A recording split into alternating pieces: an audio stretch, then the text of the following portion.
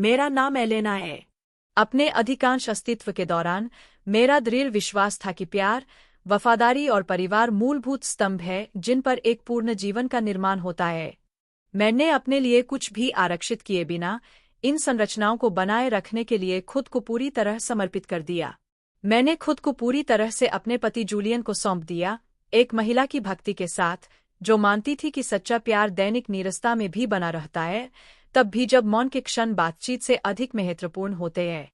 मैंने अपने बेटे डेविड को पूरे समर्पण के साथ बड़ा किया, हर दिन उसकी जरूरतों, पढ़ाई, समस्याओं और सपनों के अनुरूप व्यवस्थित किया। मैं एक इंसान बनने से पहले एक पत्नी और मां थी। मैं यह मानकर अपने आप को भूल गया कि यह एक पतिव्रता स्त्री का स्वाभाविक त्याग है। जूलियन हमेशा एक आरक्षित और कड़ी मेहनत करने वाला, एक अच्छा प्रदाता, लेकिन भावनात्मक रूप से दूर रहने वाला व्यक्ति रहा है। समय के साथ मुझे एहसास हुआ कि केवल सहवास करने और वास्तव में जीवन साझा करने के बीच बहुत बड़ा अंतर है। मैंने उसके साथ केवल भौतिक स्थान साझा किया, लेकिन उसके विचारों, भय या अंतरंग सच्चाइयों तक मेरी कोई पहुंच नहीं थी। फिर भी मैंने मेरे प्रति उनकी प्रतिबद्धता पर कभी संदेह नहीं किया, कभी सोचा भी नहीं था कि उस दूरी के पीछे रहस्य छिपे होंगे जो दशकों बाद मुझ तक पहुंचेंगे, जब मैंने पहले ही सोच लिया था कि अब कुछ भी मुझे आश्चर्यचकित नहीं कर सकता। डेविड मेरा सबसे बड़ा गौरव था। वह बुद्धिमान, सम्मानित, महान, अपना सर्वश्रेष्ठ करने के लिए हमेशा तैयार रहता था। चूंकि मैं छोटा था, मैंने उसकी उम्र के हिसाब से उसमें एक असामान्य परिपक्वता देखी। जबकि उसके दोस्त खेल और मजाक से विचलित होते थे, वह मेरे हावभाव को लेकर चिंतित रहता था, हमेशा इस बात पर ध्यान देता था कि मैं थकी हुई हूं या नहीं। जब भी वह मुझे चुप देखता तो हमेशा मुझे गले लगाने के लिए तैयार रहता था। मैंने उसे एक संवेदनशील और मजबूत व्यक्ति के रूप में बड़ा किया, जो लोगों का मूल्यांकन इस आधार पर करने में सक्षम था कि वे कौन हैं, न कि इस आधार पर कि वे कैसे दिखते हैं। मैंने कभी नहीं सोचा था कि आपका दिल इतने बड़े युद्ध का निशाना बन जाएगा। जब डेविड ने अपनी पढ़ाई पूरी की और उसे अपनी पहली स्थिर नौकरी मिली, तो वह कुछ ऐसा करना चाहता था जो वास्तव में उसके लिए महसूस किए गए प्यार को दर्शाता हो। मैंने अपना पूरा जीवन एक लेखा कार्यालय में बिना किसी विलासिता या पदोन्नति के काम किया, लेकिन दृढ़ता के साथ मैं दशकों तक हर संभव पैसा बचाने में कामयाब रहा। मैंने खुद को सभी छोटी छोटी खुशियों से वंचित कर लिया, अनावश्यक खर्चों से परहेज किया, यात्राएं, नए कपड़े, बाहर रात्रिभोज का त्याग कर दिया। मैंने वह पैसा इस उम्मीद से बचाया कि एक दिन मैं उसे कुछ मूल्यवान चीज दे सकूंगा। और वह दिन आ गया। मैंने उसके नाम पर एक छोटा सा अपार्टमेंट खरीदा, इस भ्रम के साथ कि वह वहां अपना जीवन बसर करेगा, कि यह जगह उसकी शरणस्थली होगी, उसकी स्वतंत्रता का स्थान होगा, उसका घर होगा। मैंने बिना किसी शर्त के, बदले में कुछ भी उम्मीद किए बिना, सिर्फ प्यार के कारण ऐसा किया। कुछ ही समय बाद डेविड ने मुझे बताया कि वह प्यार में है। सबसे पहले उसने मुझे अधिक विवरण नहीं दिया, उसने सिर्फ इतना बताया कि वह उससे बड़ी उम्र की महिला थी, लेकिन इससे कोई फर्क नहीं पड़ता था कि वह उसके साथ स्नेह से व्यवहार करती थी, कि वे एक दूसरे को अच्छी तरह से समझते थे। मैं कोई राय नहीं देना चाहता था। मैंने सोचा कि प्यार कोई उम्र या सामाजिक नियम नहीं जानता। मैंने तो बस तुमसे खुश रहने को कहा था। जब मैं उनसे व्यक्तिगत रूप से मिला तो मेरे अंदर कुछ बेचैनी थी, लेकिन मैं पहचान नहीं सका कि यह क्या था। उसका नाम एलिसिया था, एक खूबसूरत महिला, तीखी नज़र, संयमित मुस्कान और सटीक शब्दों वाली। वह मुझसे उम्र में बड़ी थी, लेकिन उसने कहा कि इससे उसे कोई चिंता नहीं है। महत्वपूर्ण बात सम्मान और अपनापन है। मुझे एहसास हुआ कि वह अच्छी तरह जानती थी कि बातचीत में कैसे व्यवहार करना है, सहानुभूति कैसे हासिल करनी है, मित्रतापूर्ण दिखने के लिए बिल्कुल वही कहना है जो आवश्यक है। फिर भी मुझे कुछ संदेह नहीं हुआ, तब तो नहीं। डेविड ने एक छोटे, बिना तामझाम समारोह में उससे शादी की। मैं वहां था, मैं तस्वीरों में मुस्कुराया, मैंने उनके साथ टोस्ट किया, मैंने उनके भाषणों की सराहना की, मैंने यह विश्वास करने की बहुत कोशिश की कि मैं खुश हूँ। लेकिन मेरे अंदर एक खामोश बेचैनी बढ़ती जा रही थी। मुझे ऐसा लगा जैसे कुछ फिट नहीं था, जैसे कि जब कोई पेंटिंग टेढ़ी हो जाती है और हम नहीं जानते कि यह हमें इतना परेशान क्यों करती है। सबसे पहले एलिसिया सम्मानजनक थी। उसने मेरी निकटता नहीं चाही, लेकिन उसने शत्रुता भी नहीं दिखाई। हालांकि धीरे धीरे मुझे कुछ हावभाव, सूक्ष्म टिप्पणियां, ठंडी नजरें नजर आने लगीं। कभी कभी जब हम सब घर पर होते थे, मैं खाना परोसता था और वह बमुश्किल धन्यवाद करती थी। जब वह बोलते थे तो ऐसा लगता था जैसे बातचीत करने से ज़्यादा मुझे सुधार रहे हो। मुझे लगा कि मैंने जो कुछ भी किया वह उसे पुराने ज़माने का या अनावश्यक लगा। हालांकि उन्होंने कुछ नहीं कहा। मैंने खुद से दोहराया कि मुझे सहनशील होना चाहिए, कि यह उसका तरीका है, कि मुझे हस्तक्षेप नहीं करना चाहिए। जिस दिन सब कुछ बदला वह डेविड और एलिसिया की शादी की सालगिरह के रात्रिभोज के दौरान था। उन्होंने एक खूबसूरत रेस्तरां में एक टेबल आरक्षित की थी। हम में से कुछ ही लोग थे, केवल निकटतम लोग। मैं विशेष अवसरों के लिए रखी हुई पोशाक पहनकर खुश दिखाई दी। जब बिल आया तो मेरा बटुआ मेरे बैग में नहीं था। फिर मुझे याद आया कि मैंने इसे गलती से घर पर छोड़ दिया था। मैंने इस पर स्वाभाविक रूप से टिप्पणी की, उम्मीद है कि यह कोई समस्या नहीं होगी, लेकिन मैंने देखा कि कैसे एलिसिया अपनी माँ के साथ हंस रही थी, कैसे वे एक दूसरे से फुसफुसा रहे थे, और कैसे उसके एक चचेरे भाई ने मेरी ओर देखकर मजाकिया इशारा किया। मुझे अपने चेहरे पर गर्मी महसूस हुई, बिल के कारण नहीं, बल्कि उन मुस्कुराहटों में छिपे सूक्ष्म अपमान के कारण। यही वह क्षण था, वह तिरस्कार से भरा हुआ दृश्य जिसने मुझे जगा दिया। मैंने खुद को वहां बैठे हुए देखा।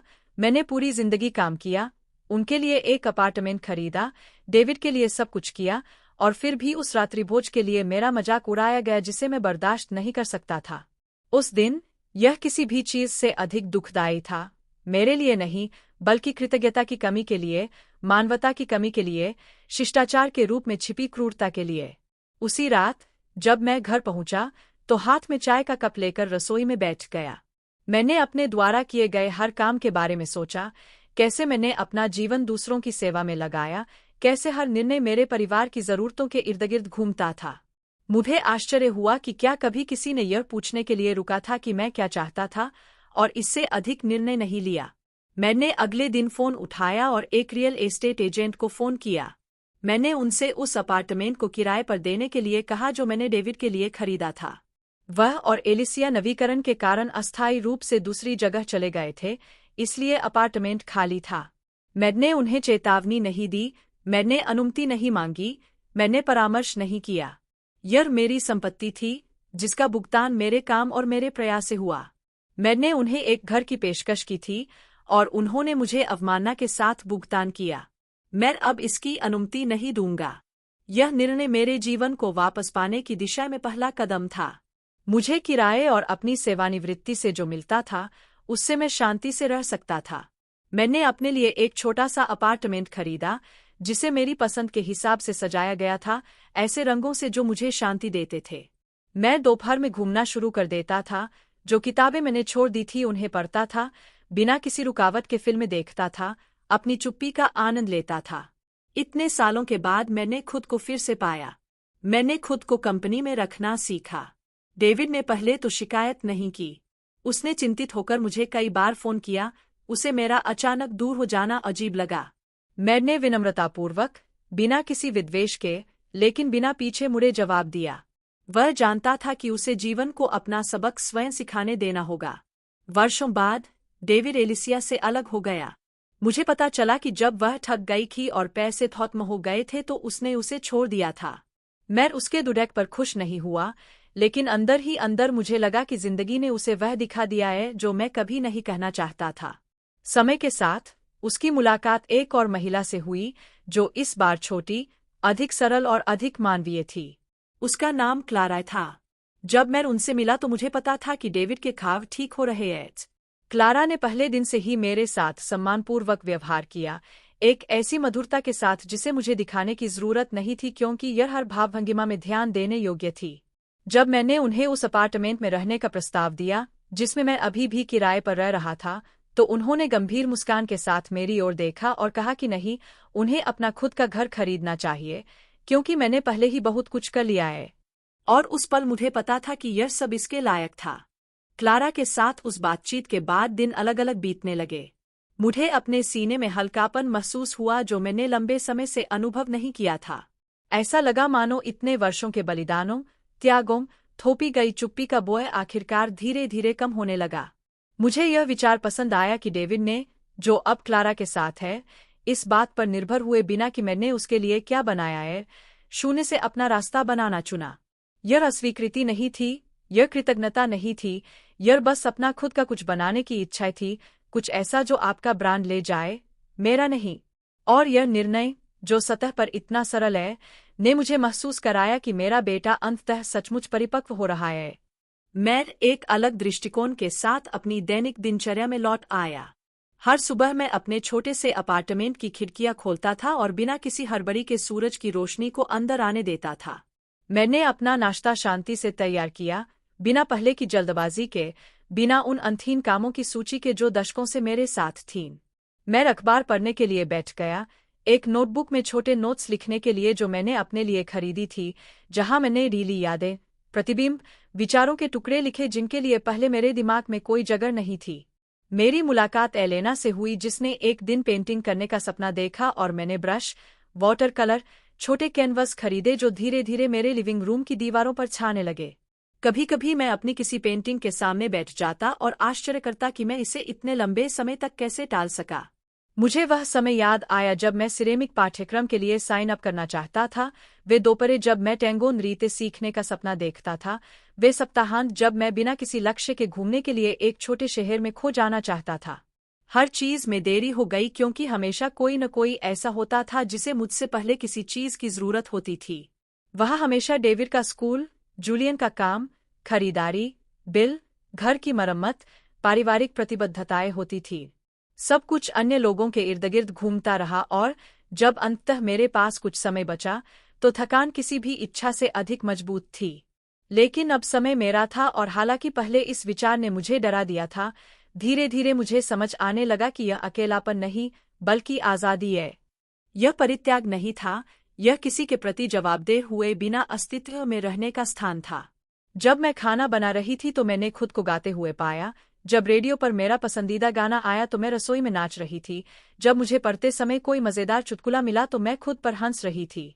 मुझे शांति का आनंद मिला, स्पष्टीकरण की आवश्यकता नहीं थी, किसी के सामने खुद को सही ठहराने की जरूरत नहीं थी। डेविड सप्ताहांत में मुझसे मिलने आया। कभी कभी वह अकेले आता था, कभी कभी क्लारा के साथ। मुझे यह देखकर खुशी हुई कि उसका चेहरा कैसे बदल गया था, उसकी आंखें फिर से कैसे चमक उठीं, कैसे उसकी आवाज में अब वह नीरस स्वर नहीं रहा जो एलिसिया के साथ बिताए वर्षों के दौरान था। उन्होंने मुझे अपने काम, अपनी योजनाओं, क्लारा के साथ की जाने वाली यात्राओं और अपने लिए निर्धारित छोटे लक्ष्यों के बारे में बताया, और मैंने उसकी बात ध्यान से सुनी, एक मुस्कुराहट के साथ जो मेरे दिल से निकली, क्योंकि मैं जानता था कि वह एक स्वस्थ जगह से खुद का पुनर्निर्माण कर रहा था।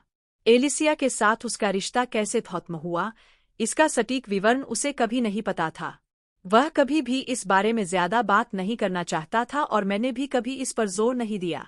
मैंने खुद को केवल वही सुनने तक सीमित रखा जो मैं साझा करना चाहता था और मैं चुपचाप आभारी था कि वह मंच मेरे पीछे था।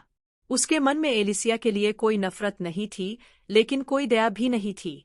मुझे लगा कि वह हमारे जीवन में एक छाया की तरह आई थी, पुरानी गलतियों के परिणामस्वरूप जो मैंने नहीं की थी, लेकिन वह किसी तरह मुझ पर हावी हो गई। मेरे लिए यह जानना काफी था कि यह अब हमारे वर्तमान का हिस्सा नहीं है। दूसरी ओर, जूलियन एक ऐसा अध्याय बना रहा जो कभी आत्म नहीं हुआ।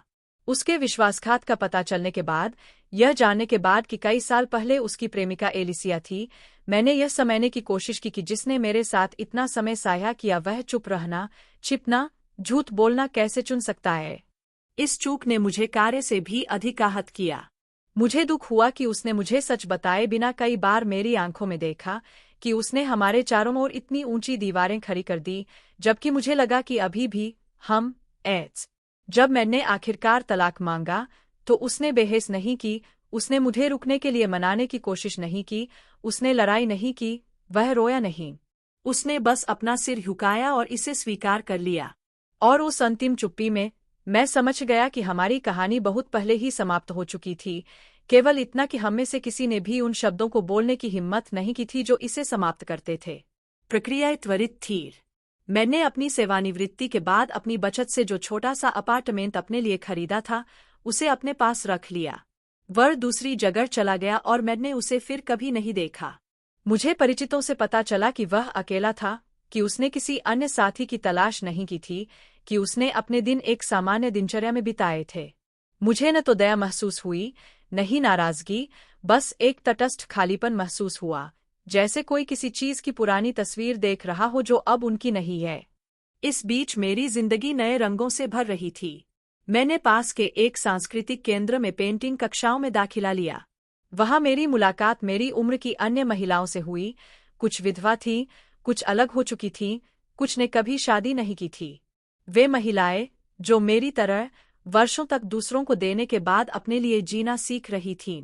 हम एक साथ हंसे, हमने कक्षा के बाद नाश्ता साझा किया, हमने पुस्तकों, व्यंजनों और सलाह का आदान प्रदान किया। यह एक छोटा लेकिन स्वागत करने वाला घेरा था, जहां लंबे समय के बाद पहली बार मुझे लगा कि मुझे न तो दृढ़ता, न ही पूर्णता, न ही पूर्ण समर्पण का दिखावा करने की जरूरत है। इसे बस एलेना होना था, बिना किसी लेबल के, बिना थोपी गई भूमिकाओं के। एक दिन, जब हम उनमें से एक की छत पर कॉफी पी रहे थे, मैंने सोचा कि अब मैं कितना अलग महसूस कर रहा हूँ। मुझे रेस्तरां की वह रात याद आ गई, जब एलिसिया और उसका परिवार मेरी पीठ पीछे हंस रहे थे। मुझे शर्म, अपमान, गुस्सा याद आया और मैं समझ गया कि उस रात, हालांकि इसने मुझे तोड़ दिया, लेकिन इसने मुझे मुक्त भी कर दिया। क्योंकि यह वह निर्णायक बिंदु था जिसकी मुझे दूसरों से मान्यता की प्रतीक्षा में जीना बंद करने की आवश्यकता थी। यह बिल्कुल वही क्षण था जब मैंने अपनी गरिमा, अपने समय, अपनी कहानी को पुनः प्राप्त करने का निर्णय लिया। डेविड और क्लारा ने अंततः अपना खुद का अपार्टमेंट खरीदा। उन्होंने मुझे एक धूप भरी दोपहर में उनसे मिलने के लिए आमंत्रित किया। मैंने अंदर प्रवेश किया और देखा कि दीवारें अभी भी खाली थीं, बक्से खोले जाने थे, फर्नीचर जोड़ा जाना था, लेकिन मैंने उनकी आंखों में भ्रम, जटिल मुस्कुराहट, शुरुआत की भावना भी देखी। और मैं जानता था कि यह उनका स्थान है। उनका स्थान उनके अपने प्रयासों से, साया सपनों से जीता गया है। उन दोनों ने मुझे गले लगाया, और मुझे असीम शांति महसूस हुई क्योंकि मैं समझ गया कि अब मुझ पर उनका समर्थन करने का बोझ नहीं है, कि मैं खुद का बलिदान किए बिना प्यार कर सकता हूँ, कि मैं उन पर बोझ डाले बिना उनका साथ दे सकता हूँ। जब मैंने उनका नया घर छोड़ा, तो मैं पड़ोस की सड़कों पर धीरे धीरे चला। सूरज डूबने लगा था और शहर गर्म रंगों में रंग गया था। मैं पार्क की एक बेंच पर बैठ गया और देख रहा था कि बच्चे कैसे खेल रहे हैं, जोड़े कैसे हाथ में हाथ डालकर चल रहे हैं, कैसे बुजुर्ग लोग धीमी आवाज में बातें कर रहे हैं। और उस पल मुझे पता था कि मैं ठीक हूँ, कि मैं आखिरकार ठीक हूँ। पार्क में वह बेंच मेरी पसंदीदा शरणस्थलियों में से एक बन गई है।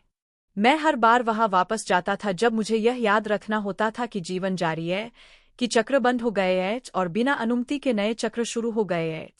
मुझे रोजमर्रा के छोटे छोटे दृश्यों को देखना पसंद था।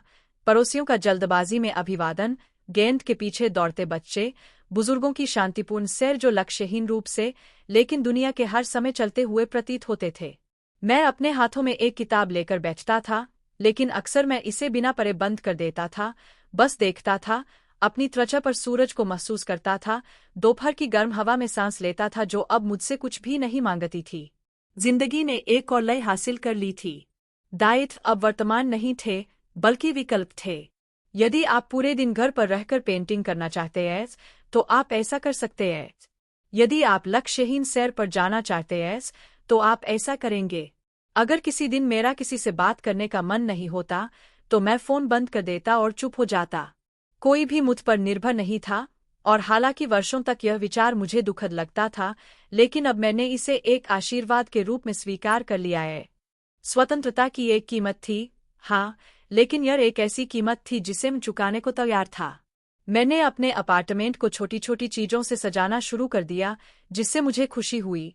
फूलदान में ताजे फूल, चमकीले रंग के तकिए, परिदृश्य वाली पेंटिंग जो उन जगहों की याद दिलाती थीं जहां मैं हमेशा जाना चाहता था। दीवारों पर मैंने अपनी कुछ पेंटिंगें लटकाईं, इसलिए नहीं कि वे उत्कृष्ट कृतियां थीं, बल्कि इसलिए क्योंकि उनमें से प्रत्येक में मेरी भावनाओं का, मेरी बात की खोजों का एक अंश था। कभी कभी मैं उनके सामने बैठ जाता था और उस पल को याद करता था जब मैंने उन्हें चित्रित किया था, वे संवेदनाएं जो ब्रश द्वारा कैनवास पर रंगों को सरकाते समय मेरे अंदर से गुजरती थीं। वे मेरे पुनर्जन्म के मूक गवार थे। सप्ताहांत में डेविड और क्लारा मुझसे मिलने आते थे। वे ताज़ी पकी हुई ब्रेड, ताज़े फल, मिठाइयों से भरे बैग लेकर आए थे, जो उन्हें पता था कि मुझे पसंद है। हम मेज के चारों ओर बैठे और हर चीज के बारे में बात की, हंसते हुए, याद करते हुए, सपने देखते हुए। क्लारा हमेशा अपने काम के बारे में कहानियां, अपने छोटे छात्रों के किस्से, ऐसी कहानियां लाती थी जिन्हें बताते समय उसका चेहरा खिल उठता था। डेविड ने उसे शांत प्रेम से देखा। उस तरह के प्यार को भव्य प्रदर्शन की आवश्यकता नहीं है, क्योंकि वे सबसे सरल इशारों में मौजूद है। मुझे उन्हें एक साथ देखना अच्छा लगा।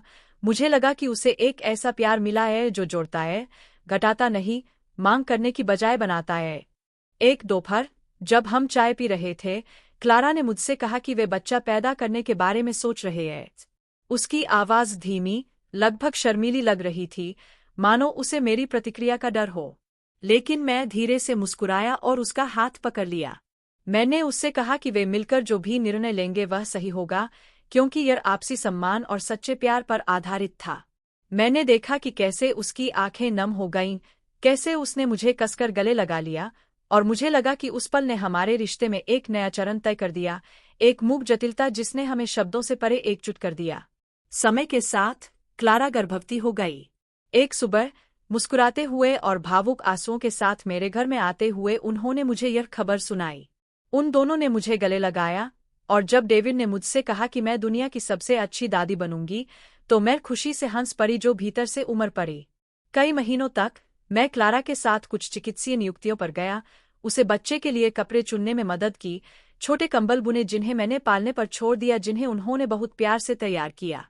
प्रत्येक बिंदु एक मौन प्रार्थना थी, स्वास्थ्य की कामना, आनंद की, प्रकाश से भरे भविष्य की। जब मेरे पोते का जन्म हुआ, तो मुझे लगा कि मेरा दिल इस तरह से फैल रहा है जिसके बारे में मैं नहीं जानता था कि यह संभव है। मैंने पहली बार उसे अपनी बाहों में लिया और कोमलता की एक लहर ने मुझे पूरी तरह से घेर लिया। यह छोटा था, नाजुक था, लेकिन साथ ही जीवन से भरपूर, आशाओं से भरा हुआ था। मैंने उसे अपनी बाहों में सोते हुए देखा और उस पल तक पहुंचने के लिए जो कुछ भी हुआ था उसके बारे में सोचा।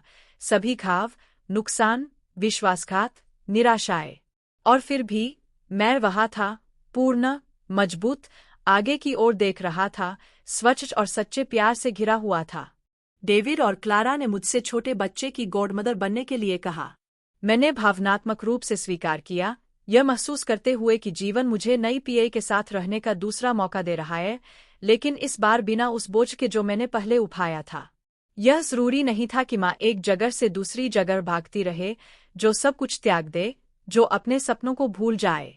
यह दादी हो सकती है जो गले लगाती है, जो सुनती है, जो बिना थोपे सलाह देती है, जो बिना मांगे साथ देती है। और ये आज़ादी एक बहुत बड़ा उपहार थी। महीने बीतते गए और डेविड और क्लारा की प्रत्येक यात्रा अपने साथ बच्चे के बारे में नई कहानियां लेकर आई। उसका पहला बच्चा, उसका पहला कदम, उसकी छोटी छोटी हरकतें। मुझे उसे बढ़ते हुए, उसकी दुनिया की खोज करते हुए, सबसे सरल चीजों से आश्चर्यचकित होते हुए देखना पसंद था। आपकी हर हंसी संगीत थी, आपका हर आलिंगन मरहम था। मुझे इस अवस्था को पूरी तरह से जीने का अवसर मिलने के लिए बहुत आभारी महसूस हुआ। इस बीच जूलियन अनुपस्थित रहे। मैंने सुना है कि उसने कुछ अवसरों पर डेविड के करीब आने की कोशिश की, लेकिन मेरे बेटे ने खुली शिकायतों के बिना, लेकिन पुराने घावों को पुनर्जीवित करने की आवश्यकता के बिना, एक सम्मानजनक दूरी बनाए रखी। मैंने कोई हस्तक्षेप नहीं किया। मैं जानता था कि प्रत्येक व्यक्ति को अपने स्वयं के बंधन, अपने स्वयं के समापन का प्रबंधन करना होगा। जूलियन के साथ मेरा रास्ता पहले से ही बंद था और मुझे उन दरवाजों को फिर से खोलने में कोई दिलचस्पी नहीं थी जो केवल अंधेरे गलियारों की ओर जाते थे। एक दिन, पुराने कागजों को छांटते समय, मुझे एक पत्र मिला जो मैंने वर्षों पहले लिखा था लेकिन कभी भेजा नहीं था। यह जूलियन के लिए था, हमारे रिश्ते के उस समय में जब वह अभी भी जो कुछ बचा था उसे बचाने की कोशिश कर रहा था। मैंने इसे धीरे धीरे पढ़ा, उन शब्दों में एक महिला को पहचाना जो प्यार, ध्यान, सम्मान की भीख मांग रही थी। एक महिला जो माफ करने, भूलने, स्पष्ट संकेतों को नजरअंदाज करने को तैयार थी, बस अकेले न रहने के लिए। जब मैंने काम पूरा कर लिया, तो मैंने उसे सावधानी से मोड़ा और चिमनी में लगी आग में फेंक दिया। मैंने उसे धीरे धीरे जलते, राख में बदलते देखा, और मुझे एक अवर्णनीय शांति का अनुभव हुआ। वह महिला नहीं रही। मुझे अब उन दलीलों की जरूरत नहीं थी। मैंने अब खुद को उस प्यार से परिभाषित नहीं किया जो दूसरों ने मुझे देने या अस्वीकार करने के लिए चुना था। मैंने यात्रा शुरू कर दी। छोटी यात्राएं, सप्ताहांत में आसपास के शहरों में घूमना, संग्रहालयों का दौरा, प्राकृतिक पार्कों में घूमना। मैं जिस भी स्थान पर गया वह एक विजय थी, एक जीता हुआ क्षेत्र जो केवल मेरा था। उन्होंने तस्वीरें लीं, यात्रा डायरी लिखी, छोटे पत्थर एकत्र किए जिन्हें उन्होंने अद्वितीय खजाने की तरह एक शेल्फ पर रख दिया। मुझे उस छोटी पत्थर की वेदी को देखना और प्रत्येक चरण, प्रत्येक परिदृश्य, प्रत्येक खोज को याद करना अच्छा लगा। इनमें से एक यात्रा से लौटने पर मुझे डेविड का एक पत्र मिला। जब वह मुझसे मिलने आए तो उन्होंने इसे स्वयं खोला। उन्होंने मुझे बताया कि क्लारा और उन्होंने आखिरकार एक बड़े घर में जाने का फैसला कर लिया है, कि अब उन्हें और अधिक जगह की जरूरत है क्योंकि उनका बेटा बड़ा होने लगा है, कि उन्होंने एक बगीचे का सपना देखा है, एक ऐसी जगह का जहां वे दौड़ सकें और स्वतंत्र रूप से खेल सकें।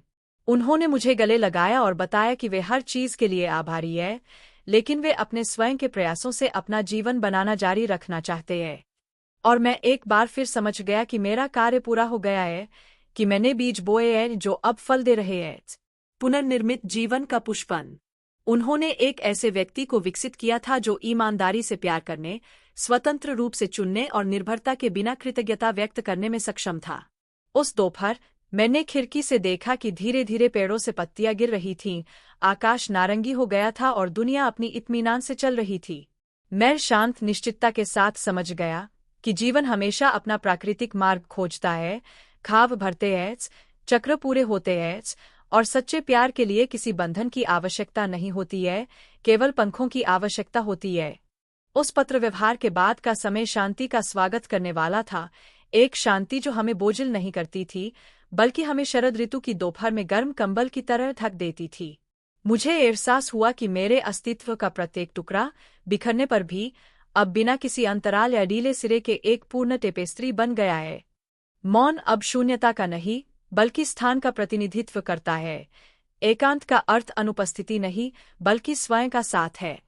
मुझे बिना किसी जल्दबाजी के जागने, अपनी कॉफी तैयार करने, जब सूरज की रोशनी की पहली किरणें पर्दों से होकर गुजरती थीं, खिड़की के पास वाली मेज पर बैठकर शहर जागने के बारे में सोचना। प्रत्येक व्यक्ति अपने भाग्य का अनुसरण करना पसंद करता था, जबकि मैंने वही रहना चुना, बस देखता रहा। कभी कभी मैं सुबह सुबह टहलने के लिए निकल जाता था, जब सड़कों पर अभी भी नींद थी और व्यवसाय अपने दरवाजे खोलने शुरू ही कर रहे थे। मुझे दिन का वह पल बहुत पसंद था, जब सब कुछ शुरू होने वाला था, जब संभावनाएं अनंत थीं।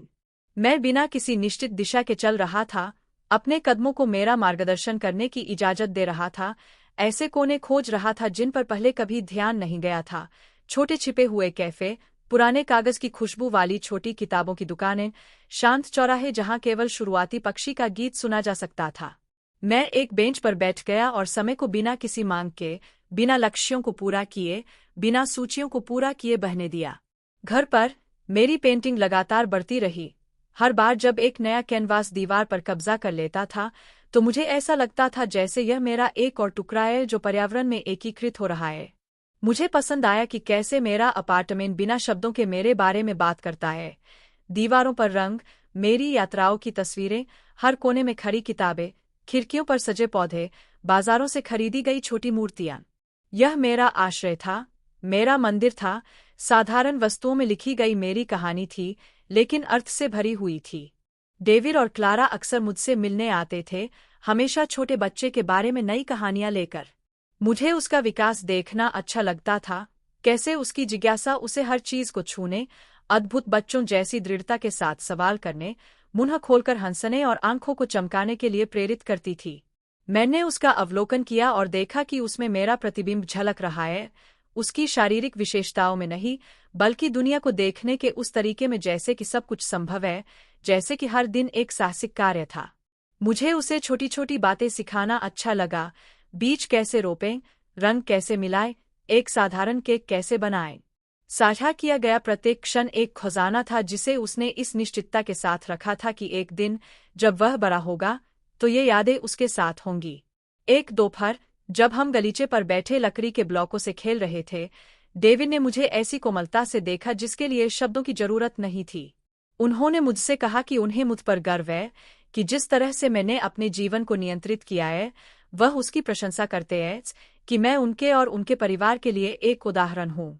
उनके शब्द उस मरहम की तरह थे जो पुराने घावों को भर देता था, एक दुलार की तरह था जो आत्मा तक पहुंच जाता था। मैं बिना कुछ कहे मुस्कुरा दिया, क्योंकि मैं जानता था कि अब इसकी आवश्यकता नहीं है।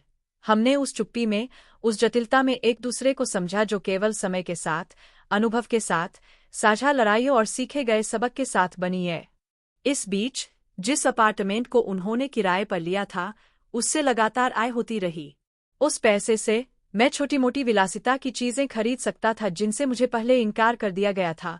एक अच्छे रेस्तरां में रात्रिभोज, एक स्पा में छुट्टी, एक फोटोग्राफी कोर्स जो मैं हमेशा से करना चाहता था। प्रत्येक नया अनुभव एक उपहार था, अपने आप को यह साबित करने का एक तरीका कि दोबारा शुरुआत करने में कभी देर नहीं होती, कि जीवन में हमेशा उन लोगों को देने के लिए कुछ न कुछ होता है जो इसे प्राप्त करने के इच्छुक होते हैं। मुझे अब वर्षों पहले लिए गए उस निर्णय पर पछतावा नहीं है। इसके विपरीत मुझे खुशी थी कि मैंने अपने लिए जीना चुना, कि मैंने सीमाएं स्थापित कीं, कि मैंने खुद को वह मूल्य दिया जिसका मैं हकदार था। यह स्वार्थ नहीं था, यह न्याय था, यह आत्मप्रेम था। जूलियन एक दूर का भूत बनकर रह गया। मुझे दूसरों से पता चला कि उनका स्वास्थ्य बिगड़ने लगा था, कि वह अधिक समय अकेले बिताते थे और वह तेजी से बूढ़े हो गए थे। मुझे नफरत महसूस नहीं हुई, लेकिन मुझे दया भी नहीं आई। उनका जीवन उनकी अपनी पसंदों का परिणाम था, जिन रास्तों को उन्होंने अपनाने का फैसला किया था, जिन दरवाजों को उन्होंने बंद करने का फैसला किया था। कभी कभी मैं उनके बारे में ऐसा सोचता था जो एक ऐसी किताब के बारे में सोचता है जो कभी महत्वपूर्ण थी, लेकिन अब उसकी वर्तमान शेल्फ में कोई जगह नहीं है। उन्होंने अपनी भूमिका पूरी कर ली थी, अपनी शिक्षाएं छोड़ दीं, लेकिन अब वर्तमान कथा का हिस्सा नहीं थे। एक दिन अटारी में रखे कुछ बक्सों को व्यवस्थित करते समय मेरी नज़र हमारी युवावस्था की पुरानी तस्वीरों पर पड़ी। वहां मैं, हमारी शादी के पहले वर्षों में, जूलियन को गले लगाते हुए, सपनों से भरी आंखों के साथ मुस्कुरा रही थी। मैंने इन छवियों को विषाद और कृतज्ञता के मिश्रण के साथ देखा। मैं इस बात से इनकार नहीं कर सका कि कुछ खुशी के पल थे, कि किसी समय प्यार था, कि साझा योजनाएं थीं। लेकिन मैंने एक ऐसी महिला भी देखी जो नहीं जानती थी कि उसे कितना कुछ छोड़ना होगा, कितना त्याग करना होगा, कितना चुप रहना होगा। मैंने एल्बम बंद कर दिया और उसे फिर से रख दिया, इसलिए नहीं कि मैं भूलना चाहता था, बल्कि इसलिए क्योंकि मैं समझ गया था कि प्रत्येक चरण का अपना स्थान और अपना समय था, और मेरा अब यहाँ था, इस पूर्ण, स्वतंत्र, प्रामाणिक वर्तमान में। मैंने अपनी शामें पढ़ने, अपने दिनों के छोटे छोटे वृत्तांत लिखने, हाथ में शराब का गिलास लेकर क्लासिक फिल्में देखने में समर्पित कर दीं। मुझे यह रात्रिकालीन अनुष्ठान पसंद आया, सोने से पहले यह ठहराव जहां मैं अपने आप से फिर से जुड़ सकता था, आभारी हो सकता था, उन सरल चीजों की समीक्षा कर सकता था जिन्होंने दिन को विशेष बना दिया था। कभी कभी जब मैं खिड़की से बाहर शहर की रोशनी में देखती थी, तो मैं सोचती थी कि मैंने अपने कितने संस्करण पीछे छोड़ दिए हैं, कितनी बार मैंने खुद को बिना एहसास किए फिर से खोजा है, कितनी बार मैंने इसे जाने बिना ही शुरुआत की है, और इनमें से प्रत्येक संस्करण, यहाँ तक कि सबसे दर्दनाक भी, उस महिला का हिस्सा था जो अब पूर्ण महसूस करती थी। डेविड और क्लारा को अंततः अपना दूसरा बच्चा हुआ। उन्होंने मुझे खबर बताने के लिए उत्साहित किया, और जब मैं बच्चे से मिलने गया तो मुझे वही गहरी कोमलता महसूस हुई जो पहले बच्चे के साथ मुझमें उमड़ आई थी। मैंने देखा कि कैसे मेरे परिवार का विस्तार हुआ, कैसे प्यार बढ़ा और कई गुना बढ़ गया, कैसे जीवन अपने रास्ते पर चलता रहा। उन्होंने मुझे पहले कुछ हफ्तों में मदद करने के लिए कुछ दिनों के लिए उनके साथ रहने की पेशकश की, और मुझे इसे स्वीकार करने में खुशी हुई। आपके घर में ये दिन इस बात की अद्भुत याद दिलाते थे कि आक्रमण किए बिना मौजूद रहना, दबाव डाले बिना समर्थन देना, बिना किसी बंधन के प्यार करना क्या होता है। जब मैं अपने अपार्टमेंट में लौटा तो मैंने एक शांत मुस्कान के साथ ऐसा किया। मैं अपने पैरों पर कंबल ओढ़कर अपनी पसंदीदा कुर्सी पर बैठ गया और चारों ओर देखा। सब कुछ वैसा ही रहा और साथ ही सब कुछ नया था, क्योंकि मैं बदलता रहा, मैं बढ़ता रहा, मैं हर दिन चुनता रहा कि मैं कैसे जीना चाहता हूं, और इस प्रक्रिया में मैंने गहराई से स्वतंत्र, गहराई से जीवित महसूस किया। डेविड और क्लारा के घर पर उन दिनों के बाद अपने अपार्टमेंट में लौटना अपने ही अभयारण्य में लौटने जैसा था, शांति, स्मृति और स्वतंत्रता के धागों से सावधानी से बुने गए स्थान पर। मैं अपने हाथों में चाय का कप लेकर खिड़की के पास बैठा था और देख रहा था कि शाम की रोशनी ने दीवारों को नरम रंगों से रंग दिया है, जैसे कि सूरज मुझे हर दोपहर मेरे घर का एक नया संस्करण देता है। मुझे उन सभी चीजों के लिए गहरी कृतज्ञता महसूस हुई जिनसे मैं गुजरा था, अपनी आत्मा को अक्षुण्ण रखते हुए इस बिंदु तक पहुंचने के लिए, प्यार जारी रखने, भरोसा जारी रखने, दरवाजे खोलने की क्षमता के साथ, भले ही जीवन ने उन्हें कई बार बंद कर दिया हो। डेविड और क्लारा के साथ रिश्ता हर दिन मजबूत होता गया। यह सिर्फ मां बेटे, सास बहू का बंधन नहीं था, यह कुछ और था। सम्मान, आपसी प्रशंसा, उन छोटे रोजमर्रा के कार्यों के आधार पर बुनी गई एक जटिलता जिन्हें सार्थक बनाने के लिए भव्य इशारों की आवश्यकता नहीं होती है। मुझे यह देखकर अच्छा लगा कि कैसे डेविड एक वर्तमान, प्यार करने वाले, धैर्यवान पिता में बदल गया। कैसे क्लारा ने बिना किसी प्रतिस्पर्धा के, बिना थोपे, उस शांत गर्मजोशी के साथ अपना स्थान पाया जिसने उसके हर स्थान को रोशन कर दिया। मुझे यह जानकर खुशी हुई कि मेरे पोते पोतियां ऐसे घर में बड़े होंगे जहां प्यार कोई सौदेबाजी की चिप या शक्ति का उपकरण नहीं था, बल्कि एक सौम्य और दृढ़ शक्ति थी जो बनाए रखती थी, जो पोषित करती थी, जो गले लगाती थी। इस बीच मैंने अपना खुद का इंडोर गार्डन विकसित करना जारी रखा। मेरे दिन ब्रश, किताबें, सैर और सांस्कृतिक केंद्र में अपने दोस्तों के साथ बैठकों के बीच बीते। हम में से प्रत्येक ने अपनी कहानी, अपने घाव, अपनी छोटी छोटी खामोश जीतें अपने साथ रखीं। हमने हंसी साझा की, लेकिन आंसू भी, और प्रत्येक बातचीत में मुझे ऐसे दर्पण मिले जहां मैं बिना किसी डर के खुद को देख सकती थी, जहां मैं बिना किसी निर्णय के खुद को पहचान सकती थी। वे बुद्धिमान, बहादुर, उदार महिलाएं थीं और मैं अपने जीवन के इस पड़ाव पर इस जनजाति को पाकर खुद को भाग्यशाली महसूस कर रही थी। एक सुबह जब मैं अपनी एक यात्रा के दौरान देखे गए परिदृश्य को चित्रित कर रहा था, तो मुझे एक अप्रत्याशित कॉल आई। यह एक ऐसा नंबर था जिसे मैं नहीं पहचान पाया। जब मैंने उत्तर दिया तो मुझे एक महिला की आवाज सुनाई दी जिसने अपना परिचय एक सामाजिक कार्यकर्ता के रूप में दिया। उन्होंने मुझसे सावधानी से बात की, ऐसे व्यक्ति की तरह जो यह नहीं जानता कि नाजुक खबरों को कैसे देखा जाए। उन्होंने मुझे बताया कि जूलियन को एक घरेलू दुर्घटना के बाद अस्पताल में भर्ती कराया गया था। उनका कोई तत्काल परिवार नहीं था जो उनकी तत्काल स्थिति की जिम्मेदारी ले सके, और जब उनके दस्तावेजों की समीक्षा की गई तो उन्होंने मेरे संपर्क को उनके संदर्भ व्यक्ति के रूप में पाया। मैं कुछ सेकंड के लिए चुप रहा, उन शब्दों को संसाधित किया जो अतीत की प्रतिध्वनि के रूप में आए थे, जिनके बारे में मेरा मानना था कि वे पहले से ही संग्रहित थे। मैंने जानकारी के लिए उन्हें धन्यवाद दिया और तत्काल निर्णय लिए बिना फोन रख दिया। मैं रसोई की मेज पर बैठ गया और अपने सामने चाय के अभी भी गर्म कप को देख रहा था। मैंने जूलियन के बारे में सोचा। वह आदमी था जो उसने बनना बंद कर दिया था, वह आदमी जिसने मुझे उनका अनुसरण करने के लिए आमंत्रित किए बिना अन्य रास्ते चुने। मुझे दया नहीं, बल्कि हल्की उदासी महसूस हुई, ठंडी हवा की तरह जो बिना रुके गुजर जाती है। मैं जानता था कि मैं इस संबंध को नजरअंदाज नहीं कर सकता, लेकिन मैं यह भी जानता था कि मुझे अपनी कीमत से अधिक सामान नहीं रखना चाहिए। मैंने फोन उठाया और डेविड को फोन किया। मैंने उसे शांति से, बिना किसी नाटक की स्थिति बताई और उससे कहा कि यदि वह अपने पिता से मिलने जाना चाहता है तो यह उसकी पसंद है, लेकिन मैं अब उस कहानी का हिस्सा नहीं हूँ। डेविड अस्पताल गया। बाद में उसने मुझे फोन करके बताया कि जूलियन होश में है, हालांकि कमजोर है, और उसने मेरे लिए पूछा है। मैंने उनसे अपनी इच्छा बताने के लिए कहा कि वह ठीक हो जाए, लेकिन मैं नहीं जाऊंगा। द्वेष के कारण नहीं, बदले की भावना से नहीं, बल्कि इसलिए कि अब मेरे वर्तमान में इसका कोई स्थान नहीं रहा। मैंने बहुत पहले ही उनकी पत्नी बनना बंद कर दिया था, और उस भूमिका में वापस लौटना, भले ही एक प्रतीकात्मक अलविदा के लिए, एक दरवाजा खोलना होगा जिसे बंद करने में मुझे कठिनाई हुई। डेविड समझ गया, वह हमेशा समझता था। अगले दिन मैं शांति और उदासी के मिश्रण के साथ रहा। मैं जानता था कि जूलियन अकेला था, कि उसका जीवन उस ठंडे अस्पताल, उन अवैयक्तिक दीवारों, उन डॉक्टरों के बिना स्नेह के दौरे तक सिमट कर रह गया था। लेकिन मैं यह भी जानता था कि हर कोई वही काटता है जो वे बोते हैं, और मैं उन बीजों की जिम्मेदारी नहीं ले सकता जो उन्होंने बोने के लिए चुने थे। मैंने खुद को डेविड के माध्यम से, मेरे द्वारा बुना गया एक कंबल भेजने तक ही सीमित रखा, एक तरह का अंतिम इशारा, मेलमिलाप का नहीं, बल्कि मानवता का। क्योंकि सब कुछ के बावजूद, दर्द के बावजूद, विश्वासघातों के बावजूद, मैं नफरत नहीं रखना चाहता था। मैं नहीं चाहता था कि उसकी कहानी मेरी कहानी को दूषित कर दे। इस बीच मेरे पोते पोतियां तेजी से बड़े हो रहे थे। मुझे उनकी छोटी छोटी खोजों में उनका साथ देना अच्छा लगता था। पहली बार जब वे बाइक चलाते थे, स्कूल की प्रस्तुतियां, दोपहर में पार्क में खेलना, हर पल एक उपहार था, बिना किसी हड़बड़ी के, बिना किसी दबाव के उपस्थित होने का अवसर जो मैंने एक माँ के रूप में महसूस किया था। मैं उन्हें शांति से देख सकता था, पूरे ध्यान से उनकी बात सुन सकता था, बिना अपराध बोध के मुस्कुरा सकता था, बिना किसी डर के उन्हें गले लगा सकता था।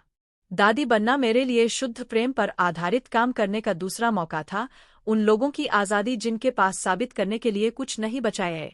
डेविड और क्लारा एक लंबी पारिवारिक यात्रा की योजना बना रहे थे, कई देशों की यात्रा जहां वे हमेशा जाना चाहते थे। उन्होंने मुझे अपने साथ चलने की पेशकश की, लेकिन मैंने उन्हें मना कर दिया कि यह उनका क्षण, उनका साहसिक कार्य, उनकी लिखने की कहानी थी। मैंने उनसे फोटो, कहानियां, पोस्टकार्ड मांगे। मैं उन्हें नई सड़कों पर यात्रा करते हुए, विभिन्न स्वादों का स्वाद लेते हुए, परिदृश्यों की खोज करते हुए कल्पना करना चाहूंगा। मुझे खुशी थी कि वे भावनात्मक ऋण लिए बिना, अतीत की परछाइयों के बिना, अदृश्य जंजीरों के बिना ऐसा कर सके। इस बीच मैं अपनी यात्रा की योजना बना रहा था।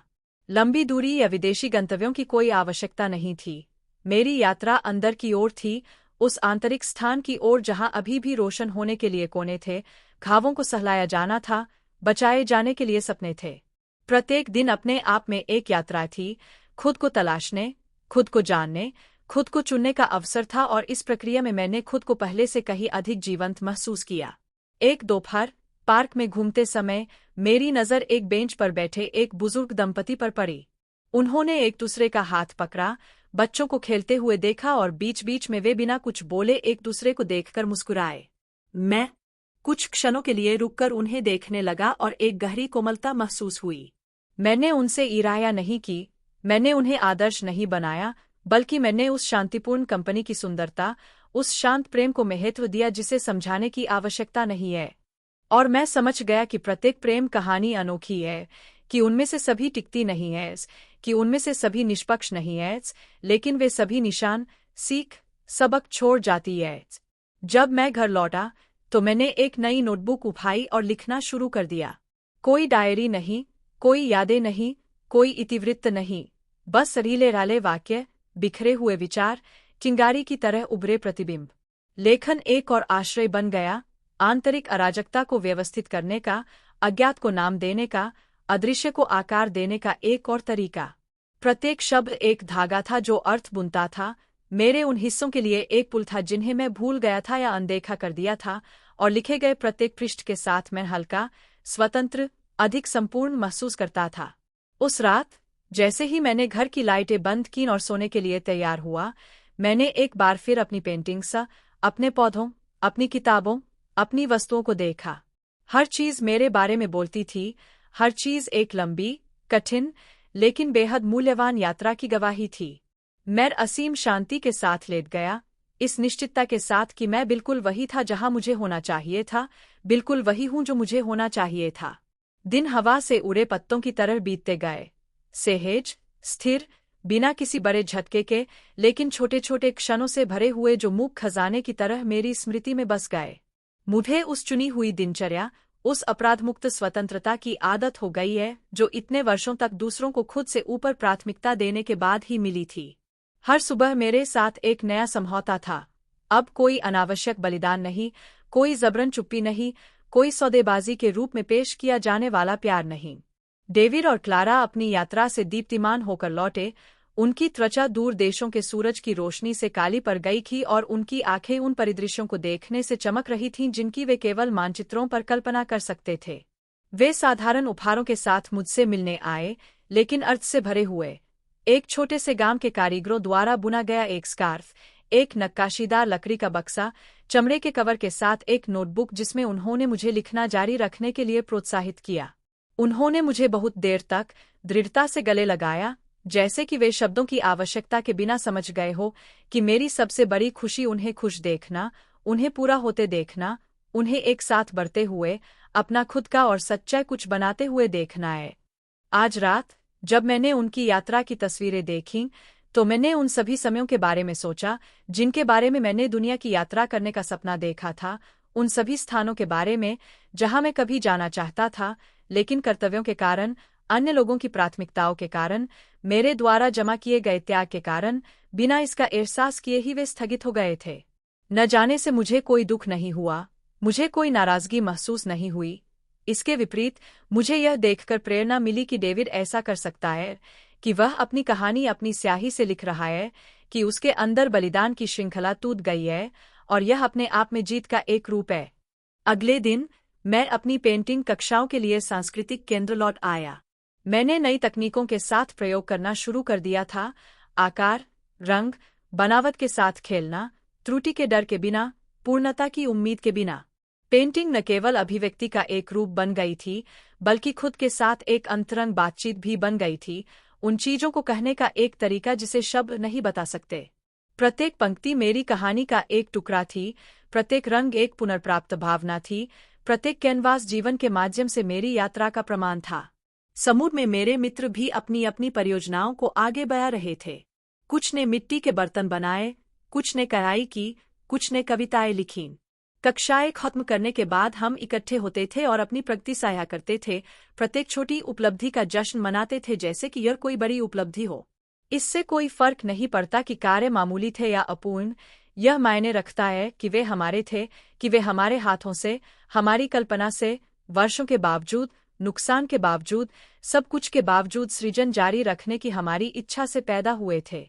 एक दोपहर जब हम घर जा रहे थे, उनमें से एक ने मुझसे कहा कि वह मेरे चेहरे पर झलकती शांति की प्रशंसा करती है। उन्होंने मुझसे कहा कि यह स्पष्ट है कि मुझे एक संतुलन, एक शांति मिली है जो असामान्य थी। मैं बिना कोई उत्तर दिए मुस्कुरा दिया, क्योंकि अंदर ही अंदर मैं जानता था कि यह शांति कई तूफानों, कई त्यागों, प्रयासों से जीती गई कई आंतरिक लड़ाइयों का परिणाम थी। शांति मेरे पास उपहार के रूप में नहीं आई थी, मैंने इसे दिन ब दिन, निर्णय दर निर्णय, आंसू दर आंसू बनाकर बनाया था। घर पर उन्होंने लिखना जारी रखा। नए जीवन की यादें। डेवी और क्लारा से मुझे उपहार के रूप में मिली डायरी में मैंने हर रात नए विचार, यादें और प्रतिबिंब जोड़े। यह देखना संतुष्टिदायक था कि कैसे पन्ने मेरी कहानी से भरे हुए थे, सरल और प्रामाणिक शब्दों के माध्यम से। मैंने मान्यता या प्रशंसा पाने के लिए नहीं लिखा, मैंने अपने लिए लिखा, आत्मज्ञान के रूप में और उन सभी महिलाओं के साथ मेलमिलाप के रूप में जिनके साथ मैं वर्षों से रही हूँ। एक दिन पुराने दस्तावेज व्यवस्थित करते समय मुझे एक फोल्डर मिला जिसमें उस अपार्टमेंट के कागजात थे जो मैंने कुछ समय पहले डेविड के लिए खरीदा था। मैंने उन कामों और रसीदों को ध्यान से देखा, उस आशा को याद करते हुए जिसके साथ मैंने वह खरीदारी की थी, एक स्थिर भविष्य और जड़े जमाने की जगह की गारंटी देना चाहता था। मैंने खुद को उस युवा माँ में प्रतिबिंबित देखा, जो मानती थी कि प्यार बलिदानों और भव्य इशारों के माध्यम से प्रदर्शित किया जाता है, और मुझे अपने उस संस्करण के लिए गहरी करुणा महसूस हुई, जो अच्छे इरादों से भरी हुई थी, लेकिन साथ ही उन भारों को भी ले जा रही थी जो उससे संबंधित नहीं थे। मैंने उन दस्तावेजों को सावधानी से रखा, लेकिन अब मेरे गले में कोई परेशानी नहीं है जो वे मुझे परेशान करते थे। वे अब किसी हानि या निराशा का प्रतिनिधित्व नहीं करते थे, वे बस उस यात्रा का हिस्सा थे जो मुझे यहाँ तक ले आई। तब मुझे समझ में आया कि जाने देने का मतलब हमेशा हार मानना नहीं है, कभी कभी इसका मतलब पूरी तरह से स्वीकार करना और जो नहीं हुआ उसके साथ शांति बनाना, जो है उसे गले लगाना है। डेवी और क्लारा ने अपने घर को मजबूत करना जारी रखा। अब उनके 2 छोटे बच्चे हैं जिन्होंने घर को खुशी और प्यार से भर दिया है। उन्होंने मुझे रविवार को दोपहर के भोजन के लिए आमंत्रित किया और मैं खुशी खुशी घर पर बनी मिठाइयाँ, नई कहानियाँ और साझा करने के लिए खेल लेकर गया। मैंने क्लारा के कृतज्ञतापूर्ण भाव को देखा, कैसे उसने बिना किसी मांग के मेरी उपस्थिति को महत्व दिया, कैसे उसने समझा कि उसके परिवार के लिए मेरा प्यार वास्तविक था, बिना किसी शर्त या दायित्व के। मुझे इस पारदर्शी बंधन को बनाने में बहुत खुशी महसूस हुई, उन छायाओं के बिना जो एक बार एलिसिया के साथ मेरे रिश्ते को अस्पष्ट कर देती थीं। कभी कभी उन्हें बगीचे में खेलते हुए देखकर मैं जूलियन के बारे में सोचता था। मुझे पता चला कि उनका स्वास्थ्य लगातार खराब होता जा रहा था, कि उनके पास कम से कम मेहमान आते थे, कि उनकी दुनिया धीरे धीरे आत्म होती जा रही थी। मुझे इससे कोई खुशी नहीं हुई, लेकिन इससे मुझे दर्द भी नहीं हुआ। यह केवल दूसरों के साथ सच्चे संबंध के बिना, गहरी जड़ों के बिना, स्वयं के इर्दगिर्द निर्मित जीवन का स्वाभाविक परिणाम था। यह न तो सजा थी और न ही बदला, बस चुने गए विकल्पों का परिणाम था, अपनाए गए रास्ते, परिणामों पर विचार किए बिना दरवाजे बंद कर दिए गए। शाम के दौरान मैंने अपने सामान्य अनुष्ठान फिर से शुरू कर दिए, पढ़ना, लिखना, हल्का संगीत, गर्म चाय। उन क्षणों में मुझे अपने सभी अनुभवों के लिए बहुत आभार महसूस हुआ, जिनमें सबसे कठिन अनुभव भी शामिल थे, यहाँ तक कि उन घावों के लिए भी जो अभी भी निशान छोड़ गए थे। हर कदम, हर गिरावट, हर नई शुरुआत मुझे इस जगह पर ले आई जहां मैं आखिरकार कह सका कि मैं खुद का हूं। मैंने अपने घर के चारों ओर देखा और एक ऐसा जीवन देखा जो चुना हुआ था, थोपा हुआ नहीं। एक ऐसा जीवन जहां हर वस्तु, हर पेंटिंग, हर पौधा एक अनुस्मारक था कि फिर से शुरुआत करना, खुद का पुनर्निर्माण करना, फिर से प्यार करना हमेशा संभव है, खुद से शुरुआत करना। गर्मी के दिन लंबे हो गए और मुझे वे गर्म दोपहरें एक प्रकार की शांत सांत्वना मिली। उसे गर्म हवा आने के लिए खिड़कियां खुली छोड़ना, सड़क पर खेल रहे बच्चों की दूर की आवाजें सुनना, यह महसूस करना पसंद था कि हालांकि वह घर पर अकेली थी, फिर भी दुनिया बाहर धड़क रही थी। मैं अक्सर रॉकिंग चेयर पर बैठता था, पोर्च पर पौधों को देखता था कि कैसे हवा के साथ पत्तियां धीरे धीरे हिलती थीं। मेरे बारे में उन सभी संस्करणों के बारे में सोचता था जो पहले से ही उसी स्थान पर कब्जा कर चुके थे। युवा हेलेना जो शाश्वत प्रेम का सपना देखती थी, माँ हेलेना जो अपने सभी दायित्वों को पूरा करने के लिए एक तरफ से दूसरी तरफ दौड़ती थी, घायल हेलेना जो आगे बढ़ने के लिए टुकड़ों को उठाती थी, और अब यह शांत हेलेना जानती थी कि उसकी सबसे बड़ी उपलब्धि बिना उसके यहाँ तक आना था। उसकी कोमलता खो रही है। डेवी ने हर हफ्ते मुझे फोन करना जारी रखा और अपने दैनिक जीवन, अपने बच्चों की उपलब्धियों और अपने रोजमर्रा के कारनामों के बारे में छोटी छोटी कहानियां साझा कीं। मुझे उसे सुनना अच्छा लगा, यह जानते हुए कि उसकी आवाज में अब वे भारी चिंताएं नहीं थीं, कि उसने वर्तमान का आनंद लेना सीख लिया था, कि उसने उन परछाइयों को पीछे छोड़ दिया था जिन्होंने एक समय उसके जीवन को अस्पष्ट कर दिया था। क्लारा, बदले में, एक मूक सहयोगी बन गई थी, एक सौम्य उपस्थिति जो हमेशा जानती थी कि आक्रमण किए बिना कैसे उपस्थित रहना है, बिना थोपे कैसे साथ देना है। मैंने उसमें एक मजबूत महिला देखी, लेकिन मुझे यह भी एहसास हुआ कि वह समझ गई थी कि प्यार नियंत्रण या त्याग नहीं, बल्कि सम्मान और स्वतंत्रता है। एक दिन उसने मुझे यह कहने के लिए फोन किया कि वे बच्चों का जन्मदिन एक साथ मनाने के लिए एक पारिवारिक दोपहर के भोजन, एक साधारण बैठक का आयोजन करना चाहते हैं, जिसमें केवल हम ही शामिल होंगे। मैंने खुशी से स्वीकार कर लिया और अपनी प्रसिद्ध सेब पाई लेने की पेशकश की, जिसे डेवी हमेशा छोटा होने पर मांगता था। मैंने पूरी सुबह इसे तैयार करने में बिताई, सामग्रियों को ध्यान से मापने में, उस समय को याद करते हुए जब मैंने इसे बनाया था जब वह रसोई की मेज पर अपना होमवर्क कर रहा था। जब मैं उनके घर पहुंचा और मेज को मालाओं, गुब्बारों, लिपटे उपहारों से सजी हुई देखा, तो मुझे गहरी भावना महसूस हुई। यह प्यार, साधारण खुशियों और उन छोटी छोटी चीजों से भरा घर था जो अविस्मरणीय यादें बनाती है। दोपहर के भोजन के दौरान क्लारा ने एक पल के लिए मेरा हाथ पकड़ा और मुझे इस तरह से उनके जीवन का हिस्सा बनने के लिए धन्यवाद दिया, बिना किसी मांग के, बिना किसी शर्त के। उन्होंने मुझसे कहा कि वह मेरी उपस्थिति, मेरे समर्थन, मेरे होने के तरीके को महत्व देते हैं। मैंने महसूस किया कि मेरी आंखें नम हो गईं क्योंकि वे शब्द एक मरहम थे जो पुराने घावों को ठीक कर देते थे, जो एक बार मुझे अदृश्य, खर्च करने योग्य, प्रतिस्थापन योग्य महसूस कराते थे। अब मुझे पता था कि मैं न तो कुछ हूं और न ही कुछ और। मेरे प्यार, मेरे समर्पण, मेरी कहानी ने सबसे अच्छे तरीके से एक छाप छोड़ी है, स्वतंत्रता और गरिमा के माध्यम से। उस शाम घर लौटते हुए मैं एक बार फिर हाथ में शराब का गिलास लेकर खिड़की के पास बैठ गया और शहर की रोशनी देख रहा था। मैंने जूलियानो के बारे में सोचा, कैसे समय ने मेरी स्मृति से उसकी छवि मिटा दी थी। मुझे अब क्रोध, उदासी या निराशा महसूस नहीं हुई, बस एक दूर की प्रतिध्वनि, जैसे कि जब हम एक फिल्म को याद करते हैं जो हमने बहुत समय पहले देखी थी और हमें कथानक अच्छी तरह से याद नहीं है, बस कुछ रीले दृश्य थे। मुझे आश्चर्य हुआ कि क्या उसने कभी मेरे बारे में सोचा होगा, क्या उसने कभी उन निर्णयों पर पछतावा किया होगा जो हमें अलग कर गए, लेकिन मुझे जवाब की जरूरत नहीं थी। इससे कुछ भी नहीं बदलेगा।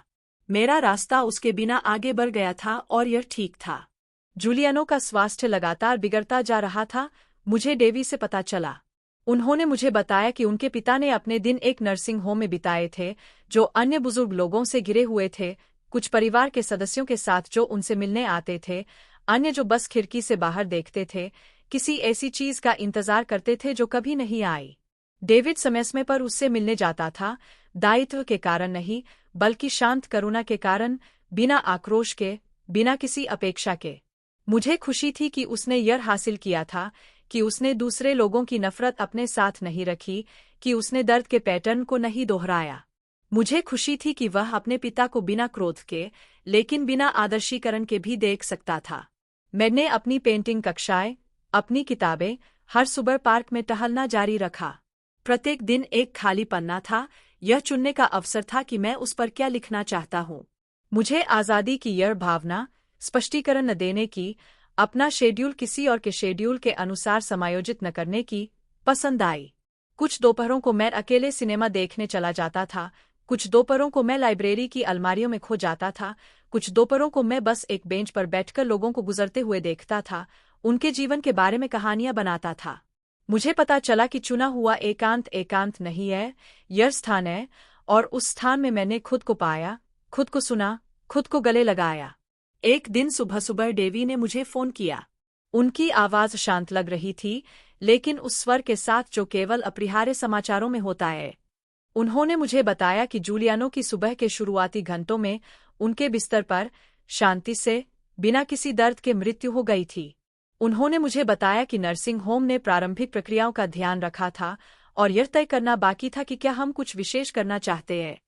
मैंने उससे धीरे से कहा कि मुझे उसके फैसले पर भरोसा है, कि मुझे अनुष्ठानों की आवश्यकता नहीं है, कि मैंने बहुत पहले ही अलविदा कह दिया था। डेविड समझ गया। उन्होंने एक छोटा सा अंतरंग समारोह आयोजित किया, केवल वह, क्लारा और बच्चे। उसने मुझे जाने के लिए नहीं कहा, उसने मेरे बारे में आलोचना नहीं की। मैं जानता था कि मेरा दुडैक अलग, लंबा, गहरा, पुराना था। उस रात, जैसा कि मैंने अपनी डायरी में लिखा था, मैंने उन सभी चीजों के बारे में सोचा जो जूलियानो ने मेरे जीवन में रखीं, न केवल एक पति के रूप में, बल्कि एक व्यक्तित्व के रूप में, मेरी कहानी के हिस्से के रूप में, उन विकल्पों के दर्पण के रूप में जिन्हें मैं दोहराना नहीं चाहता था। उनके अस्तित्व ने मुझे सिखाया था, भले ही कभी-कभी दर्द के माध्यम से, कि मैं अपनी खुशी किसी अन्य व्यक्ति के आसपास नहीं बना सकता, कि प्यार करने का मतलब खुद को रद्द करना नहीं है, कि देने का मतलब यह भूलना नहीं है कि मैं कौन हूँ। दिन बीतते गए और जिंदगी अपनी राह पर लौट आई। कोई बड़ा बदलाव नहीं हुआ, कोई झटका नहीं लगा, बस एक और समापन हुआ, एक ऐसा अध्याय जो बिना किसी उपद्रव, बिना शिकायत, बिना बकाया कर्ज के समाप्त हो गया। और उस अंतिम मौन में मुझे शांति मिली, क्योंकि आपकी कहानी अब मुझ पर हावी नहीं रही, क्योंकि आपकी गलतियां अब मुझ पर बोझ नहीं रही, क्योंकि आपकी अनुपस्थिति ने कोई रिक्तता नहीं छोड़ी, केवल जगह छोड़ी। डेविड और क्लारा अपने रास्ते पर चलते रहे। उनके बच्चे प्यार, खेल और परियोजनाओं से घिरे हुए बड़े हुए। मैं बिना आक्रमण किए, बिना थोपे उनके साथ गया। जब उन्हें मेरी जरूरत थी तब मैं वहां था, और जब उन्हें मेरी जरूरत नहीं थी, तो मैं उन्हें अकेले उड़ते हुए देखकर खुश था, क्योंकि मैं जानता था कि मेरी सबसे बड़ी विरासत वह अपार्टमेंट नहीं है जिसे मैंने खरीदा था, या वे भौतिक चीजें जो मैंने उन्हें एक बार पेश की थीं। मेरी सबसे बड़ी विरासत उन्हें मेरे उदाहरण से सिखाना था कि स्वयं का पुनर्निर्माण करना संभव है, कि चुनना संभव है, कि कैद होने के बाद भी मुक्त होना संभव है। और हर रात, जब मैं लाइटें बंद करता था, जब मैं पर्दे बंद करता था, जब मैं शांति से अपने दिल के साथ बिस्तर पर जाता था, तो मुझे पता होता था कि यह मेरी सबसे बड़ी जीत थी। जैसे जैसे महीने बीतते गए, मौसम एक दूसरे का अनुसरण करते गए, सड़कों, पेड़ों, बदलते आसमान पर अपनी छाप छोड़ते गए जिन्हें मैं हर सुबह अपनी खिड़की से देखता था। शरद ऋतु ने फुटपाथों को सुनहरे और लाल रंग के पत्तों से रंग दिया, और मैंने खुद को कुरकुरे कालीनों पर इन सैर का आनंद लेते हुए, सर्दियों की शुरुआत वाली कुरकुरी हवा में सांस लेते हुए पाया। मुझे धीरे धीरे चलना, दुकान की खिड़कियों को देखना, कोने की बेकरी में गर्म रोटी खरीदने के लिए रुकना, महसूस करना पसंद था कि प्रत्येक सरल इशारा अपने आप में पूर्णता का कार्य था। मुझे बड़े आयोजनों की जरूरत नहीं थी, मैं उमड़ती भावनाओं की तलाश में नहीं था। रोजमर्रा की शांति ही काफी थी। डेविड एक पिता, एक पति, एक पुरुष के रूप में विकसित होते रहे। उन्हें अपने बच्चों के साथ देखना उस कहानी का एक बेहतर, मुक्त संस्करण देखने जैसा था जो मैंने खुद जिया था।